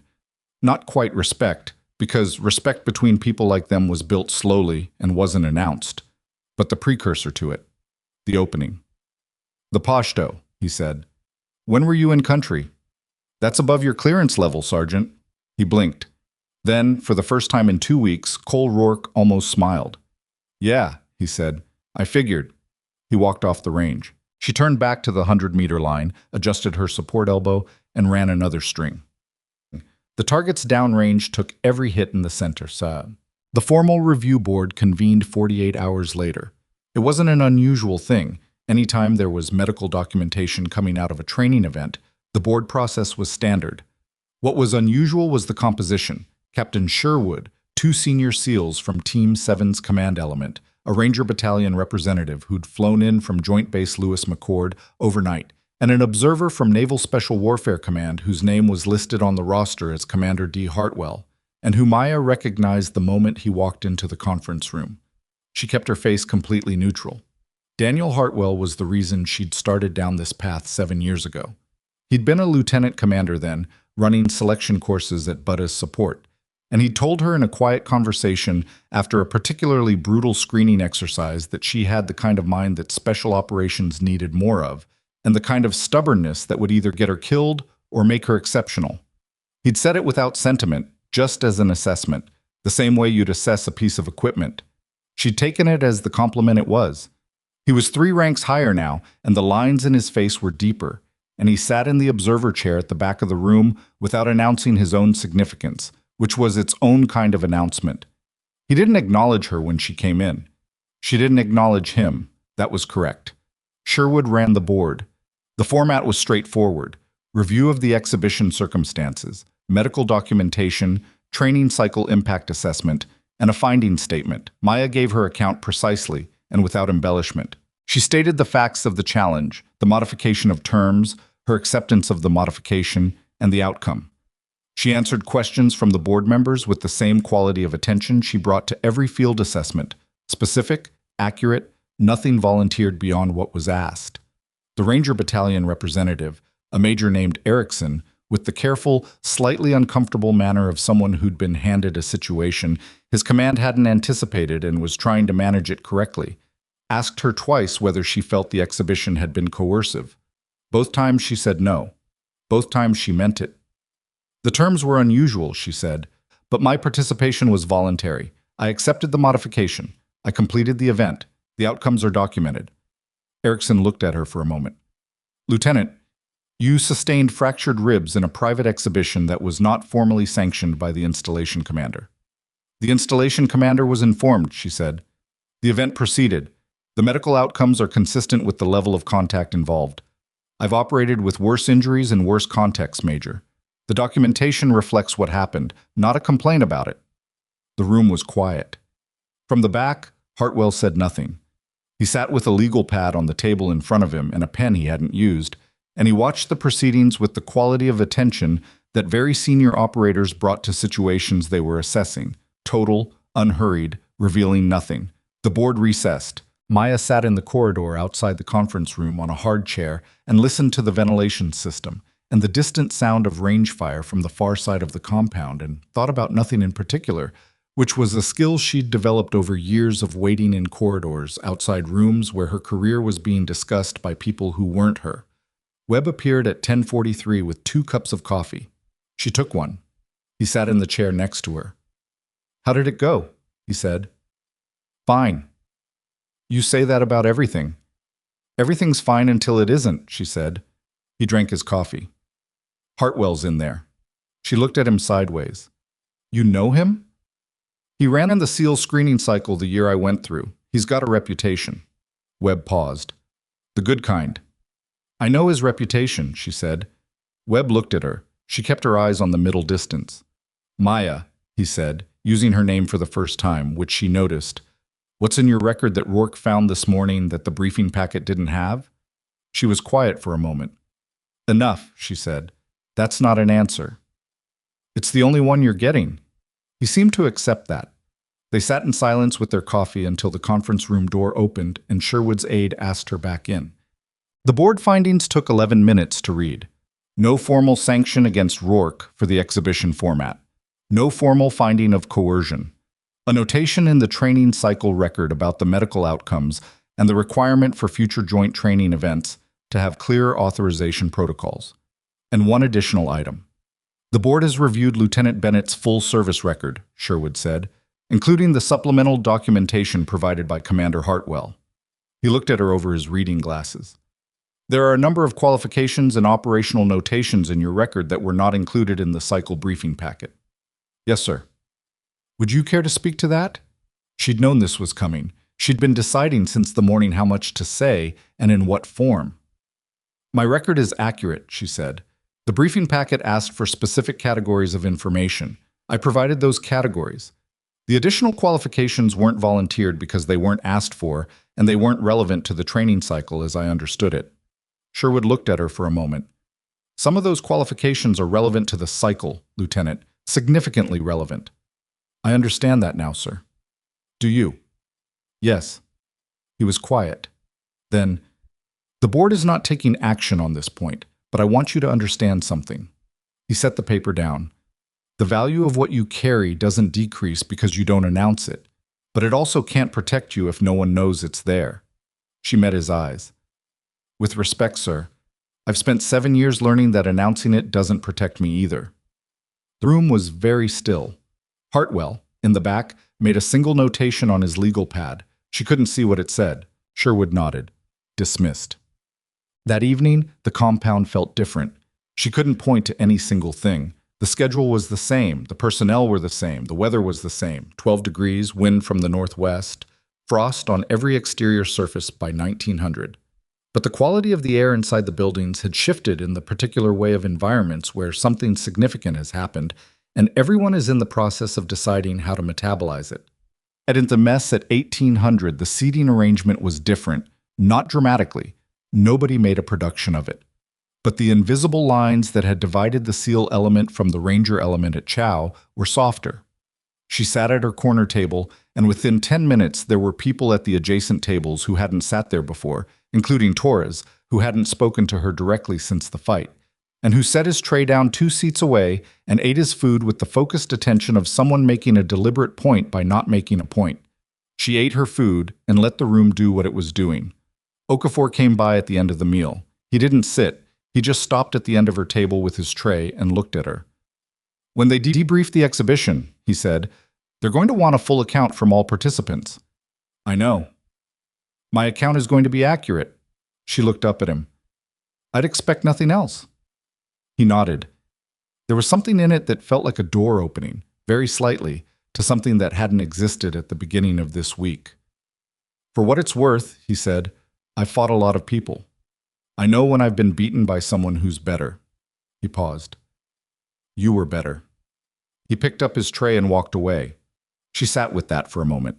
Then she picked up her coffee and drank it while it was still hot. At 2100, she was in the auxiliary gym again. Not training, not drilling, she was sitting on the center of the mat in the silence, which was becoming a habit she wasn't sure she should examine too closely. Her ribs had been wrapped by Ferris that morning, and the tape helped mostly, though prone on the mat wasn't comfortable. She sat cross-legged with her back straight and her hands in her lap and let herself simply be in the space without producing anything. The door opened at 21:17. She heard the footfall before the door finished its arc. Heavier than Webb, different cadence than Okafor. She knew who it was before he spoke. Hartwell came in and stood at the edge of the mat. He was in civilian clothes, dark jacket, no rank visible, which made sense outside the formal context of the board. He looked at her the way he had 6 years ago, with the same quality of assessment that took inventory without being invasive. You didn't acknowledge me this morning, he said. You didn't acknowledge me. I was in an observer role. So was I, in a sense. He almost smiled. He'd almost smiled 6 years ago, too, in that same way. Like smiling was something he did selectively and only when it was earned. Your record, he said, has 47 notations in the supplemental section. Most people at your rank have between 8 and 15. I've been busy. You've been exceptional, he said, which is different, and I think you know it. She looked at him carefully. Hartwell didn't say things for effect. He said them because they were the accurate description of something he'd assessed.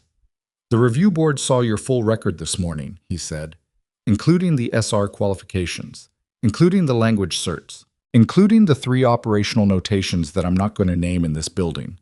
She said nothing. Rourke read your jacket, Hartwell said. He came to me this afternoon. That was unexpected. She kept it off her face. He wanted to know, Hartwell said, why an operator with your record was introduced into this training cycle as a standard exchange lieutenant without any context. Because that's what I am on paper in this cycle, she said. He didn't think the paper was telling the full story. The paper never tells the full story. No. Hartwell moved to the edge of the mat and sat down, which surprised her. He'd always been the type to conduct conversations standing. He asked me specifically about the operational notations. I told him the clearance level. He accepted that. He paused. Then he said something I want you to hear. She waited. He said, I built my assessment of her on what I could see. I didn't account for what I couldn't see. That's a fundamental intelligence failure, and I've been making it for 20 years. Hartwell looked at her. He didn't say that to make himself feel better. He said it because he'd worked it out and he needed to say it out loud to someone. The gym was very quiet. Why are you telling me this? She said. Because you're going to hear his public statement tomorrow morning, and I want you to understand what's behind it, Hartwell said. It's not performance. It's not managing a situation. He's genuinely reconsidering something fundamental. He paused. That's rare. In men like Rourke, it's very rare. Maya looked at the middle distance for a moment. How much of the review board outcome was your doing? She said. I was an observer. That's not what I asked. He was quiet for a beat. I made sure the right people saw the right documentation, he said. The board made its own findings. She nodded slowly. There's going to be a conversation in the next few weeks, Hartwell said, above my level, about your next assignment. I want you prepared for that conversation to involve options you may not have expected. She looked at him. What kind of options? The kind that come when the right people finally see the full record. He stood up. He looked at her for one more moment with that assessing quality that had never fully gone away. You fought 7 men tonight, he said, 6 nights after sustaining a rib injury in a land navigation context, with full knowledge that losing meant leaving the program. He paused. You won. That's going into the supplemental record under a notation that I'm personally authoring. He walked to the door. Hartwell, she said. He stopped. The stillness, she said, before I moved on Rourke. You would have done the same thing. He stood at the door for a moment. Different fight, he said. Same principle. He left. She sat in the silence of the gym for a long time after that, with the ventilation humming and the wind working against the building and her ribs aching in the steady, reliable way of injuries that were going to take weeks to heal, and didn't much care about her schedule. She thought about what Rourke had said to Hartwell.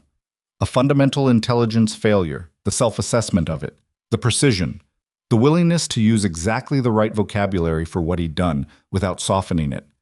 She thought about tomorrow morning, the assembly.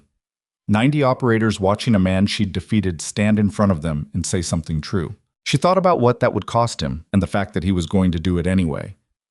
She reached up and pressed carefully along her left side, mapping the tenderness, locating the specific points of complaint. 3 ribs, Ferris thought, maybe 2. Either way, the next 6 weeks were going to require some adjustments. She could work with adjustments. She'd been working with them her entire career. She got up, turned off the light, and walked out into the Alaskan dark. Tomorrow was going to be its own kind of fight, and she had never once in her entire life walked away from one. She was up at 05:30.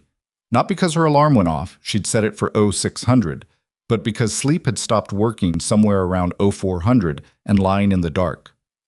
Listening to her ribs complain wasn't a productive use of the remaining time. She got up carefully, the way you moved when your body had an injury that required negotiation rather than force, and stood in the small barracks room in the gray pre-dawn light and breathed through the first minute of being vertical, which was always the worst one. Then she dressed, made her coffee in the common room down the hall, and sat at the small desk by her window and watched the Alaskan dark become the Alaskan pre-dawn, which was its own particular kind of light. Not bright, not warm, more like the sky had simply decided to be slightly less dark as a compromise position. She thought about what she was going to say at 0800. Not her words specifically, Rourke's statement was his, and she wasn't going to script it or manage it or do anything that made it less than what he'd decided it was going to be. But her response, the way she carried herself in that room, the specific quality of attention she brought to 90 operators watching to see how she handled the moment after. She'd been in enough rooms to know that winning wasn't the hardest part. The hardest part was what you did with the win. You could be right and still poison the well. You could be justified and still make enemies of people who might have become something else. She'd seen it happen. Operators who'd fought hard for recognition and then used the recognition as a weapon, which was understandable, which was human, and which almost always made the next fight harder than the one that just ended. She didn't want to use it as a weapon. She wanted to use it as a door. The question was whether the people on the other side of it were willing to walk through. The main assembly bay at 0800 held roughly what the gymnasium had held 2 nights ago, which was most of the training cycle's personnel, plus the base's senior staff, and Hartwell, who was in uniform today and seated in the second row with the deliberate visibility of someone who had chosen to be present in an official rather than observer capacity. Rourke was already at the front of the room when Maya arrived. He was standing, not behind a podium. There wasn't one. This wasn't that kind of address. Just standing in front of the assembled operators with his hands at his sides, and his uniform correct, and his face carrying the specific quality of a man who had made a decision he wasn't going to walk back from, regardless of how it felt to execute it. She found a position along the left wall. Webb materialized beside her 30 seconds later without being asked, which she'd stopped being surprised by. Okafor was in the third row, Cruz near the back, Torres and Devlin and Kowalski at various points in the room, some of them looking at Rourke and some of them looking at her, and some of them looking at the floor with the carefully neutral expressions of people who were doing the math on what today meant for the next several years of their professional lives. Sherwood called the room to order at 0800 Ixtlali. He said 3 sentences about the purpose of the assembly and then stepped aside. Rourke looked at the room. I humiliated a fellow officer in front of this command element on the first day of the cycle, he said. I threw her rifle on the ground and told her she was too weak to hold it. He paused. I was wrong. The room was completely still. Over the following 10 days, I found approximately 14 different ways to tell myself I wasn't wrong, he said. I called her scores luck. I questioned her navigation accuracy. I moved the goalposts every time she cleared them. Another pause, longer. That's not training evaluation. That's a man protecting a conclusion he'd already reached. He looked across the room toward where Maya was standing. Lieutenant Bennett agreed to an exhibition 2 nights ago that I structured specifically to maximize the conditions in her disfavor. She'd have been justified in declining. She didn't. He held her gaze. She won, and she did it with 2 fractured ribs she sustained in round 4 and didn't mention to anyone until the fighting was done. A shift moved through the room. Not noise, movement. The small physical adjustments of people receiving information that changed their picture of something. I've been in special operations for 21 years, Rourke said. I have made accurate assessments of personnel in difficult conditions more times than I can count. I assessed Lieutenant Bennett the moment she stepped off that helicopter, and I was wrong in a way that wasn't a mistake. It was a method. I was using a framework that I'd built over 20 years, and I'd stopped questioning whether the framework was correct. He looked at the floor for a moment, then back up. That kind of certainty is dangerous. In the field, it gets people killed. On a training cycle, it does what it did here. He turned slightly toward her. Lieutenant Bennett, he said formally, I apologize for my conduct, publicly and without qualification. She pushed off the wall and walked to the center of the room. Not because it was scripted, it wasn't, but because the moment required her to be somewhere that wasn't the edge of things. She stopped about 8 feet from Rourke. Accepted, she said. The word was clean and final, and she meant it completely. Rourke nodded. There was something in his face that she didn't have a name for. Not relief exactly, because relief implied he'd been afraid of a different outcome, and she didn't think he'd been afraid of much in 21 years. Closer to the quality of a man setting down something heavy that he'd been carrying for longer than he'd realized. Sherwood returned to the front. He said a few words about training standards and professional conduct and the formal notations going into the cycle record, and then he dismissed the assembly, and the room began to do what rooms did. Break into smaller conversations, reassemble around different centers of gravity, process the event in the particular distributed way of people who all witnessed the same thing and are now comparing what they saw. Maya stood in the middle of it and let it happen around her. Erickson, the Ranger Battalion Major who'd flown in from Lewis McCord for the review board, found her in the corridor 20 minutes later. He was approximately what she'd assessed in the board, careful, competent, not entirely comfortable with the situation his command had handed him, but professional enough to manage the discomfort without letting it dictate his behavior. Lieutenant Bennett, he said, do you have a few minutes? She had the time. She had the whole morning.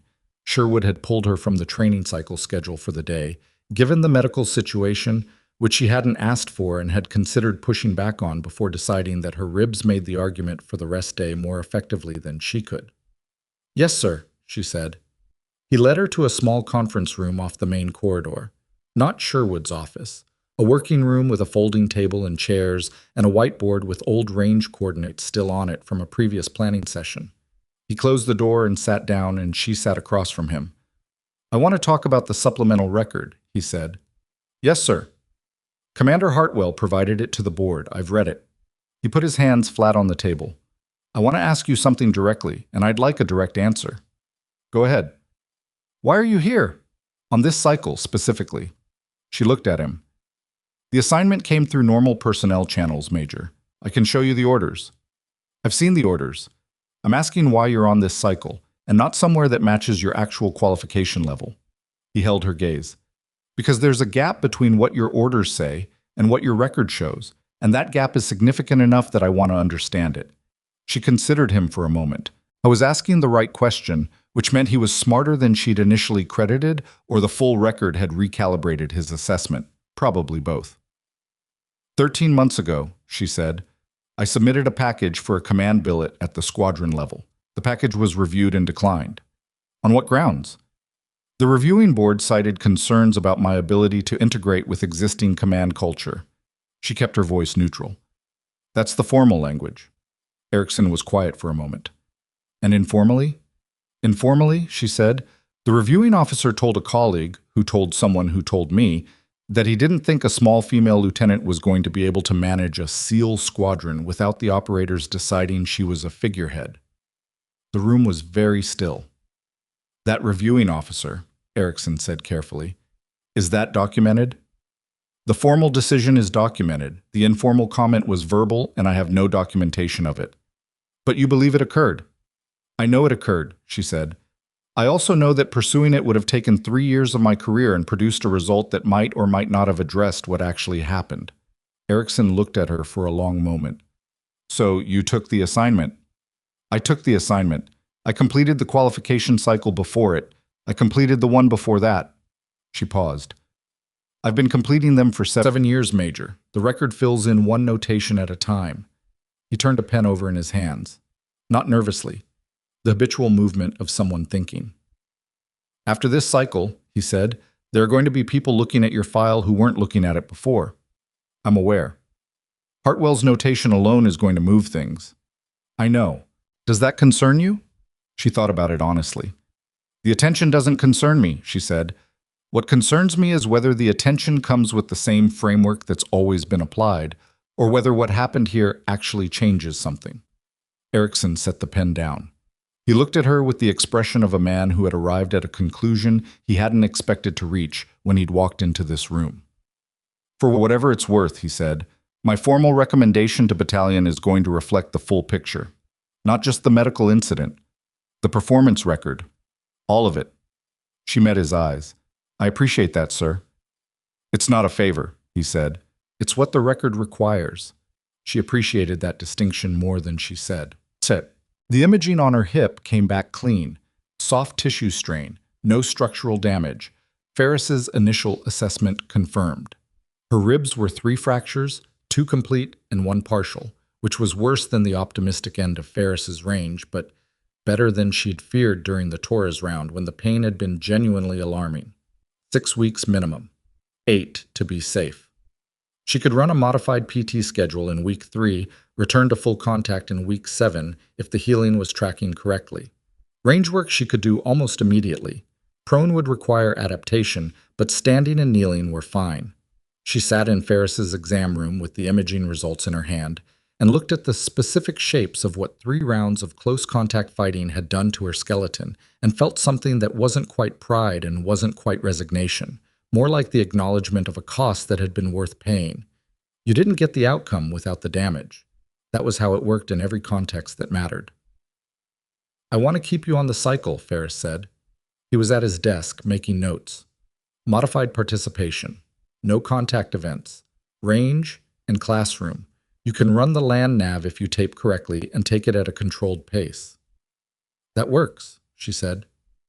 Bennett. He looked up. You should have told someone about the ribs during the fight. There was nobody to tell, she said. I'd agreed to the format. There were 3 judges at a table 10 feet from the mat. They were scoring, not safety officers. The format didn't include a medical stop provision. He looked at her for a moment with the expression of a man who understood that she was technically correct and also believed that technical correctness was not the entirety of the point. You could have tapped, he said. Yes, she said, I could have. She folded the imaging results, put them in her jacket pocket. I didn't, she said, and left it there. On the 4th day after the assembly, Rourke knocked on the door of the auxiliary gym at 20:30. She was on the mat, working through a mobility sequence that Ferris had given her. Slow, careful movements designed to keep the hip functional while the soft tissue healed. Nothing explosive, nothing that loaded the ribs. It was deeply unsatisfying work, and she was doing it anyway because unsatisfying work that produced the necessary result was still necessary. She said, "It's open," without getting up. Rourke came in and stood at the edge of the mat. He was in his PT gear, which meant he'd come from his own training and detoured here rather than planning this as a standalone conversation, which felt like an important distinction. "I want to ask you something," he said. "You've been saying that a lot.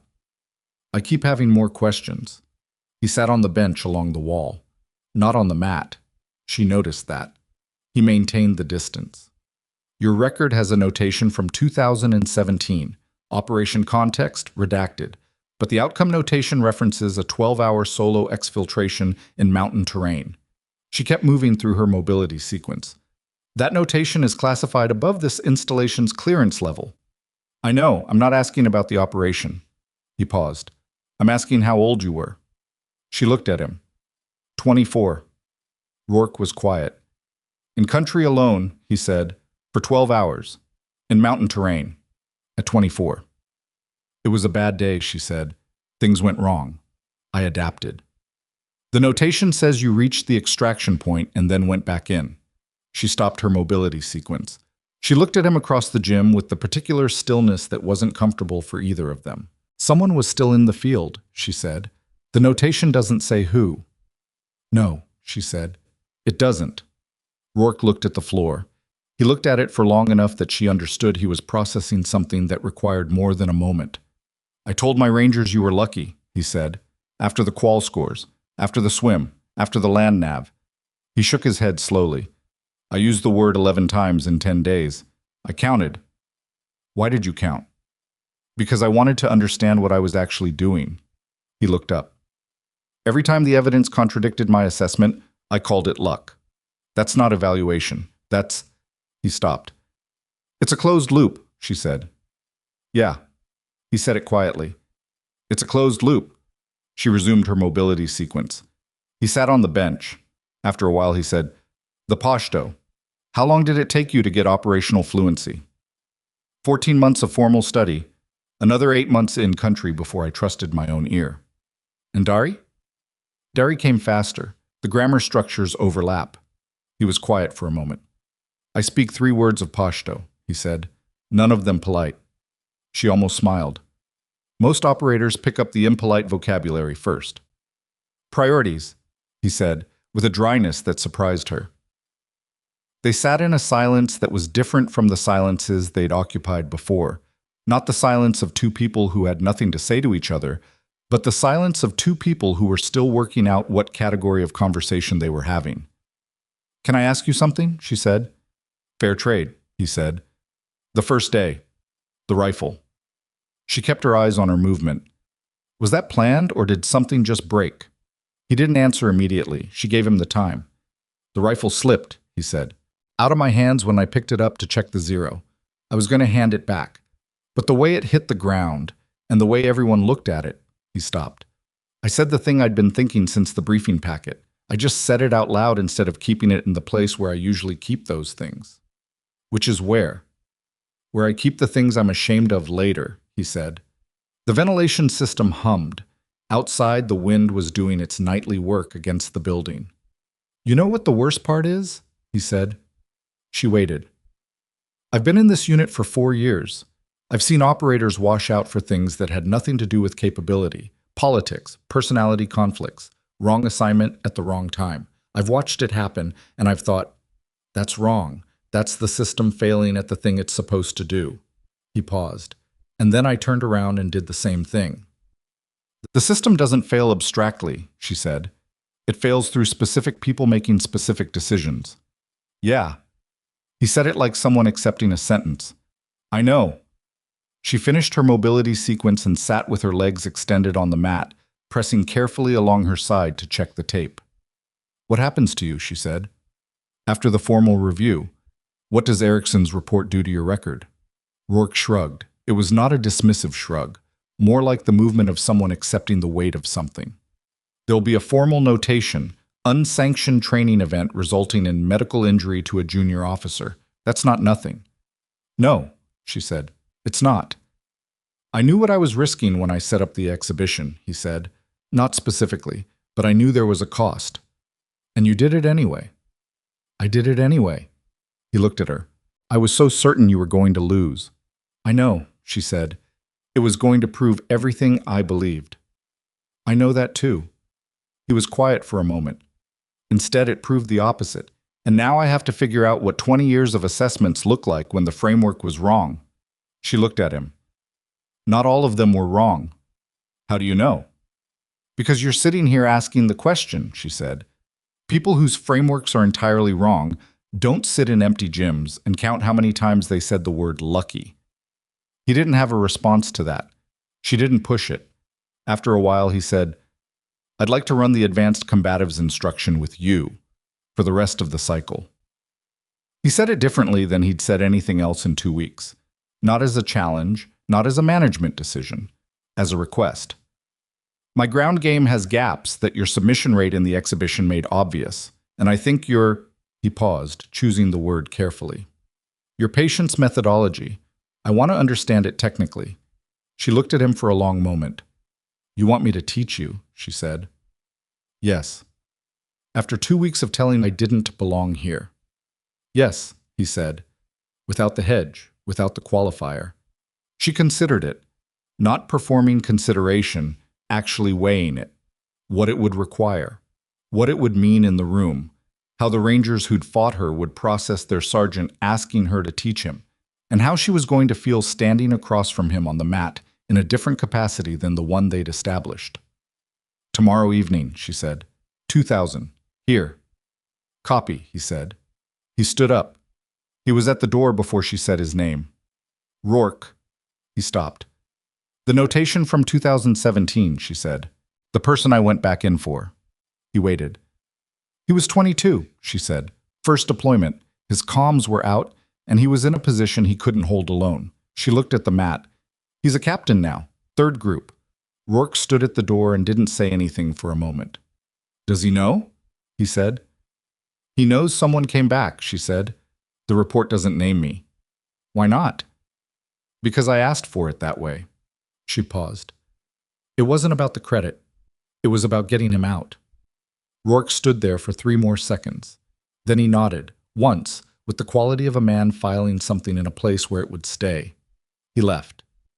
She sat on the mat alone and let the silence settle back in and thought about nothing specific for a while, which was sometimes the most honest thing you could do with a day that had contained too many things to process in sequence. 3 days after that conversation, she taught him the patient's methodology on the mat in the auxiliary gym, while her ribs made every position a negotiation and his ego made the first 20 minutes a different kind of negotiation entirely. He wasn't a bad student. That was the thing she hadn't fully anticipated. She'd expected resistance, the particular friction of a man who'd agreed to learn something but hadn't fully agreed to be taught. What she got instead was Rourke the operator rather than Rourke the sergeant first class, and those were genuinely different people. The operator was methodical, honest about his gaps, willing to repeat a movement 40 times if the first 39 weren't right. He didn't perform understanding he didn't have. When something didn't click, he said so, which was rarer than it should have been in rooms like this one. You're rushing the settle, she told him, for the 3rd time, after he'd attempted the transition from side control to back mount and lost the position again. You feel the back mount coming, and you reach for it before the window is actually open. It feels like the window is open. That's the problem. It feels open half a second before it is. She repositioned on the mat, moving carefully. Your body wants to complete the movement. You have to teach it to wait for the geometry to be right instead of close. He tried it again. Better. Not right, but better. That's the patient's methodology, he said. That's the beginning of it, she said. The rest takes longer. He sat back on his heels and looked at her. How long did it take you? I'm still learning it, she said. That's the other part of it. You don't finish learning it. You just get further along. He absorbed that with the expression of someone filing it in a place that wasn't just technique. They ran the session for 90 minutes. By the end, he'd gotten the transition right 4 times out of 12 attempts, which was significant progress and also a long way from reliable. She told him both things, because telling him only the progress would have been the kind of feedback that felt good and produced nothing. Same time tomorrow? He said at the door. If you're not too sore, she said. I'm always sore. Then same time tomorrow, she said. Well, The last week of the training cycle was different from the first two in ways that were hard to quantify, precisely, but easy to feel. The invisible architecture of the compound had shifted. The seating in the mess hall had been genuinely mixed since the assembly. Not forced, not managed, just the natural redistribution that occurred when the existing lines lost their structural logic. Cruz and Torres had somehow ended up running the land nav makeup course together and had apparently spent most of it arguing about CQB entry technique in a way that, from the outside, sounded hostile, but from the inside was clearly the particular argument of people who were actually interested in each other's answers. Devlin taught her a grip break variation she hadn't seen before, offered without preamble one afternoon in the gym when he'd watched her struggle with a modified collar tie. She used it twice in the following week's training scenarios. It worked better than her existing version. She did not make a production of any of this. She was careful about that. The line between genuine integration and performance of integration was something she'd watched other people miss in both directions, and she wasn't going to cross it either way. She just did the work and let the room do what it was going to do. The range sessions in the final week were the most technically demanding of the cycle. Extended distance work, unknown distance targets, low light conditions, multiple target transitions under time pressure. She shot them the same way she shot everything, methodically, one target at a time, not thinking about the score until the course was complete. Her final cycle qualification score was 48 out of 50. The range safety officer posted it without comment. She heard Kowalski, behind her, say to no one in particular, "Lucky wind again, I guess." There was a pause, and then somebody laughed. Not meanly, just the laugh that happened when a room's relationship with a joke had evolved into something else. And then the line moved forward, and that was the end of it.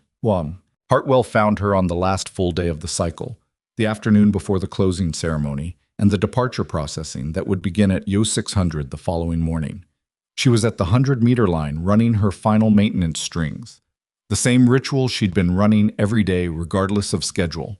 The work that existed outside the formal training calendar because some things needed to be done daily or they drifted. Her groups were tight. Her breathing cadence was where it needed to be. She heard him coming and didn't break her string. She finished, cleared the weapon, and turned. He was in civilian clothes again. She'd noticed he wore civilian clothes for the conversations that weren't official, which was a consistent enough pattern to be deliberate. "Walk with me," he said. They walked the perimeter road that ran along the inside of the compound fence, a long, flat loop used by the base's permanent staff for PT, currently empty in the mid-afternoon cold. She had her jacket and her gloves, and he had his hands in his pockets, and the temperature was 8 degrees with a wind that had opinions about exposed skin. He let the silence run for a full circuit before he spoke. "The assignment conversation is happening," he said. "Sooner than I expected. There's a billet opening up at the squadron level. Naval Special Warfare, West Coast Command. They need a training integration coordinator, someone who can build and run joint protocols for multi-branch operations." She kept walking. "That's in 0-4 billet," she said. "Yes. I'm in 0-3. The billet has a waiver provision for exceptional candidates. It's been used twice in the past 6 years. He paused. "I'm recommending you for the waiver." She looked at him. "Who else is recommending?" "Sherwood, Erickson," which surprised me, and Rourke submitted a letter this morning. She stopped walking. Hartwell took 2 more steps before he noticed and turned back. "Rourke submitted a recommendation letter," she said. 3 pages, Hartwell said, single-spaced. "It's the most thorough performance assessment I've seen from a non-reporting chain source in 10 years. He looked at her steadily. He detailed 17 specific instances from the training cycle. Your range scores, your land nav, the combat swimming, the exhibition, the combatives instruction you ran for his element in the final week. A pause. He wrote about the 2017 notation. He doesn't name the specific event. He doesn't have that clearance. But he describes what it indicates about your character and judgment. Maya stood on the perimeter road in 8-degree air and said nothing for a long moment. He wrote about the ribs, Hartwell said. He said, I'm paraphrasing, that an operator who sustains a significant injury in round 4 of a 7-round exhibition and completes the remaining rounds without informing the judges or modifying her approach has a relationship with commitment that most operators spend entire careers trying to develop and never reach. She started walking again, slowly. The billet, she said. What does it actually involve? Building the joint training integration framework that this cycle was supposed to prototype but didn't, because the framework didn't exist yet. You'd be designing the protocols, running the assessment criteria, identifying the gaps in how multi-branch units train together, and building the curriculum to close them. He walked beside her. It's not a command billet. Not yet. But it's the kind of work that gets you to a command billet if you do it correctly. And if I do it incorrectly, then you'll have done it incorrectly and we'll have learned something from that too. He glanced at her. I'm not promising you a path. I'm telling you a door is open. She thought about what she'd said to Sherwood in the review board. The attention doesn't concern me. What concerns me is whether it comes with the same framework that's always been applied. The reviewing officer, she said, the one who declined my command package 13 months ago on informal grounds. Is he in the chain for this billet? Hartwell's expression didn't change. No. Is he going to be a factor? He's been reassigned to a staff position that doesn't intersect with this track. He paused. That's a recent development. She looked at him sideways. He gave her nothing back, which was its own answer. I want to think about it, she said. You have 48 hours before I need a response. That's enough. They completed the perimeter loop in silence. At the point where the road curved back toward the main compound, he stopped. Maya. He used her first name, which he'd done exactly once before, in a very different context. I want to say something that isn't about the billet. She stopped. When I met you 6 years ago, he said, you were 26 and you'd been in the teams for 3 years, and you were one of 4 women in your cohort, and the only one who made it through the full screening cycle. I told you that you had the kind of mind special operations needed more of. He looked at her directly. I believed it then. I believe it now. And I want you to know that what happened on this cycle, not just the exhibition, all of it, is exactly what I meant when I said it. She stood on the perimeter road with the cold working through her jacket and her ribs making their steady, reliable complaint, and the mountains in the background going dark as the light shifted. And she felt something that she'd been holding at a careful distance for 2 weeks, simply arrive, without announcement, and sit down in her chest. Not pride, not triumph. Something quieter than either of those, the feeling of having been seen accurately. Thank you, she said. He nodded. He turned and walked back toward the main compound. She stood there alone for another minute, looking at nothing, letting the cold do its work. Then she walked back in. The closing ceremony was brief and functional, which she appreciated. Sherwood said the words that needed to be said. The training cycle's formal outcomes were recorded. Certificates of completion were distributed. The administrative machinery of military transition, departure manifests, equipment turn-in, travel arrangements began its patient grinding. Rourke found her at the equipment turn-in at 1600. She was going through her gear with the systematic attention of someone who did not want to get to her next duty station and discover she'd left something in Alaska. He stood at the edge of the area with his hands in his jacket pockets and waited until she'd completed the inventory before he spoke, which she noted as a change from how he'd operated 2 weeks ago when waiting for someone to finish what they were doing had apparently not been his strong suit. The letter, she said, before he could start. Hartwell told me. Rourke nodded. He looked slightly uncomfortable, which on him read as a microscopic tightening around the eyes and a slight shift in his weight from one foot to the other. I wrote what was accurate. I know, that's why I'm telling you I read it. She folded a piece of gear and set it aside. It was accurate. He was quiet for a moment. There's a billet, she said. Hartwell briefed me this afternoon. I know about the billet. He called me last week about the letter specifically because of the billet. She looked at him. You knew what you were writing it for. Yes. She went back to her gear. Why? He was quiet long enough that she looked up again. Because I spent 2 weeks trying to prove you didn't belong here, he said. The letter takes 3 pages to prove the opposite. It felt like the right math. She held his gaze for a moment. The math works, she said.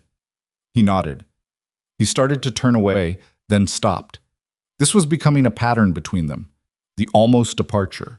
The thing that needed to be said before the departure was actually complete. I want to ask you something, he said. Last question, I promise. You've been promising that since day 10, she said. He almost smiled.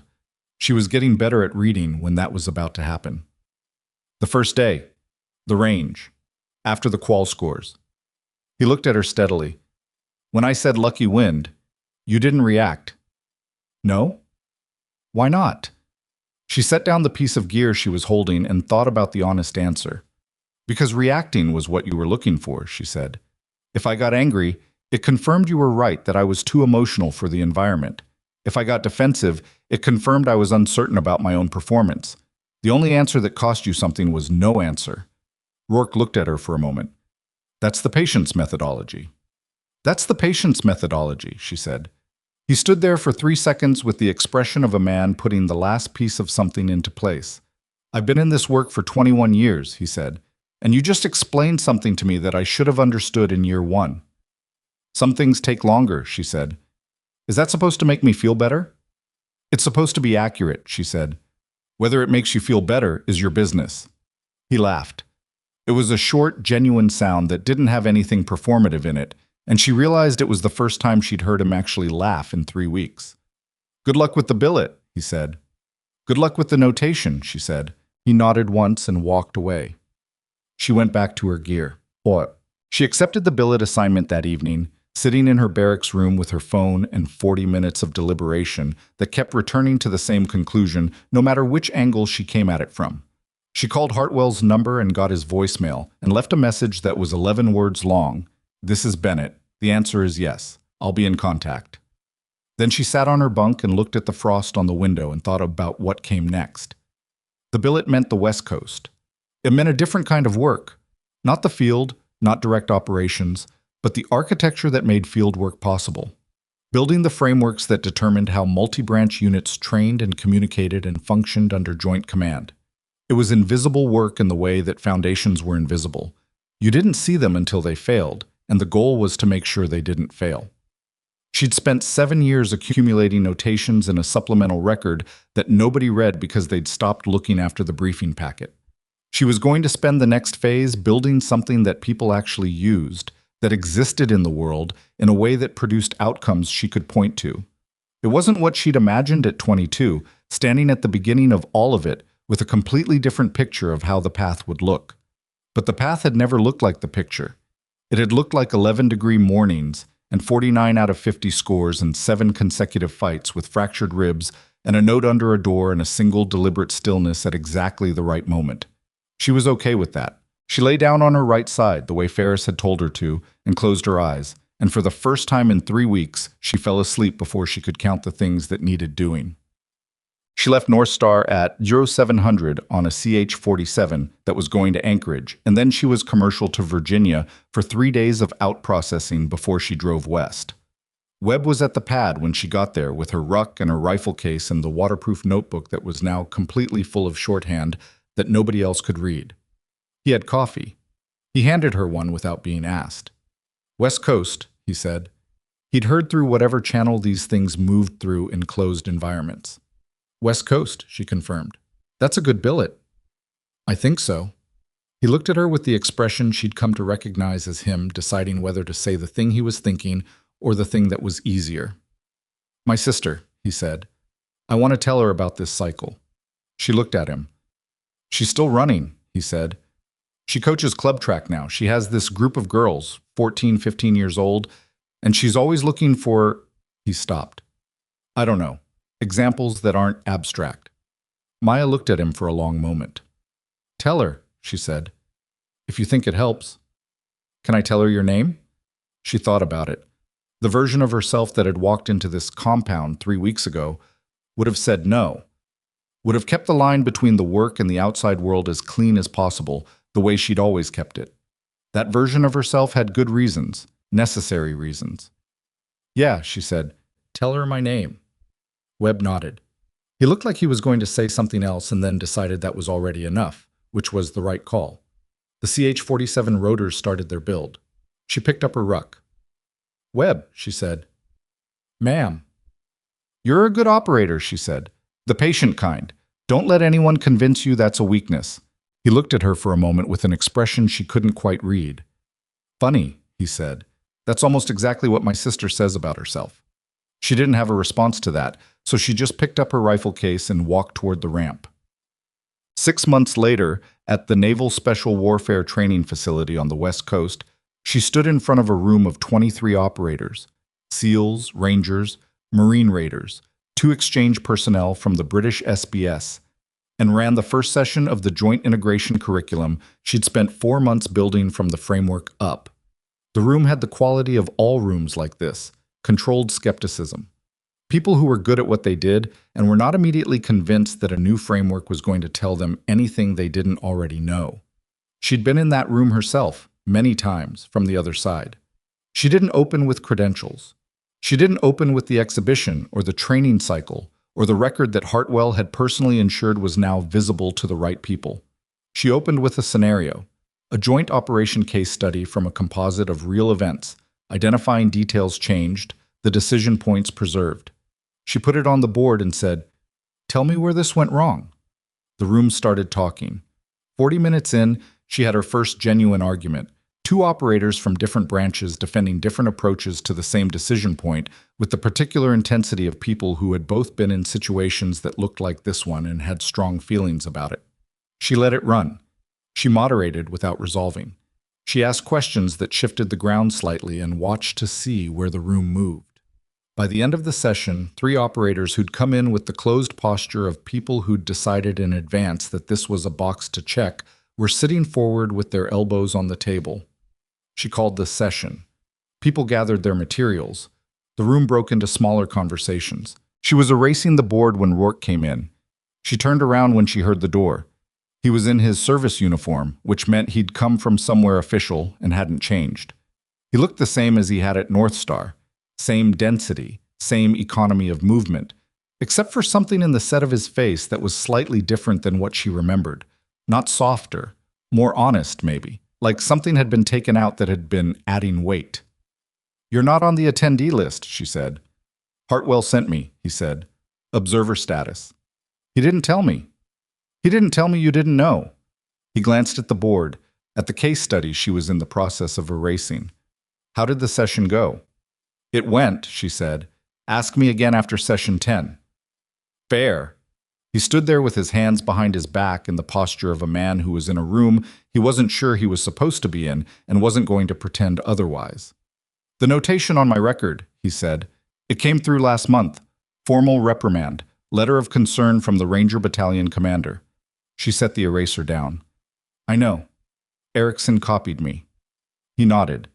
He didn't look like he was expecting sympathy, and she didn't offer what he wasn't looking for. "It's appropriate," he said. "I want you to know I'm not here asking you to—" He stopped. "I'm not here for any reason related to that." "Then why are you here?" He looked at her directly. "Because Hartwell said you were running the first session and I wanted to see how you opened. And? You didn't open the way I expected." "What did you expect?" "I expected you to establish authority first," he said. "Lay out the record. Make the room understand who is running it." "That's one way," she said. "It's what most people do." "I know." She picked up her materials. "The room doesn't need to know who I am. They need to know the framework is worth their time. Those are different things." Rourke looked at her for a moment. "That's the patience methodology," he said. For the second time. "A different context, a different room, the same principle." "That's the patience methodology," she said. He nodded slowly. "I've been working on the shoulder," he said, which was a change of subject so abrupt that it took her a half-second to follow. "The weakness. The tell. I've been doing the specific rehabilitation protocol that Ferris recommended." He paused. "It's helping." "Good," she said. "I wanted you to know that I took what you said seriously." She looked at him. "I know you did." He moved toward the door. At the threshold he stopped, and she could see from the set of his shoulders that he'd done this enough times in the past 6 months that the almost departure with one more thing had become its own communication style between them. "For the record," he said, not looking back, "I've been teaching the patience methodology to my element. I don't explain where it came from." "Why not?" He looked back at her over his shoulder. "Because some things teach better when people discover them than when they're told." She held that for a moment. "Tell them," she said, "where it came from." He looked at her. "They should know," she said. "That's the whole point." He stood in the doorway for 3 seconds. Then he nodded, once, with the quality of a man who had finally, fully, understood something he'd been working toward for 6 months. He left. She stood in the empty room for a moment, the case study half erased, the chairs still slightly displaced from the session, the late afternoon light coming in at a low angle through the windows. 23 operators who'd come in skeptical and left engaged. A curriculum she'd built from scratch. A framework that would outlast this room, this facility, this particular configuration of people. She thought about a rifle hitting concrete in 11-degree air and the silence of a range going completely still. She thought about her father saying they can underestimate you, never make the mistake of underestimating yourself, which she'd been carrying so long the words had worn smooth. She thought about 49 out of 50, which she'd been annoyed about for 6 months, and had decided to let go of today, right now, as a deliberate choice. She picked up her materials and walked out of the room. In the corridor, she passed a group of 3 young operators, junior enlisted, couldn't have been more than a year out of selection, who moved aside automatically and then glanced back at her the way people glanced at someone they didn't recognize but suspected they should. She kept walking. She wasn't interested in being recognized. She was interested in the work. That had always been the whole of it, from the beginning. Not the audience, not the record, not the rooms that had told her the verdict before she'd opened her mouth. The work itself. The next evolution, the next target, the next case study on the board, and the next room full of people who came in skeptical and left slightly less certain that they already knew everything that mattered. That was where she lived. That was where she'd always lived. And no one, not a rifle on concrete, not a closed-loop framework, not 21 years of accumulated certainty, had ever actually managed to take her out of it. What you carry cannot be measured by what they can see. The only thing that matters is whether you keep showing up for the work, for the standard, for the person standing next to you who needs you to hold the line. That is what excellence looks like. Not the moment of proof, the 1,000 quiet days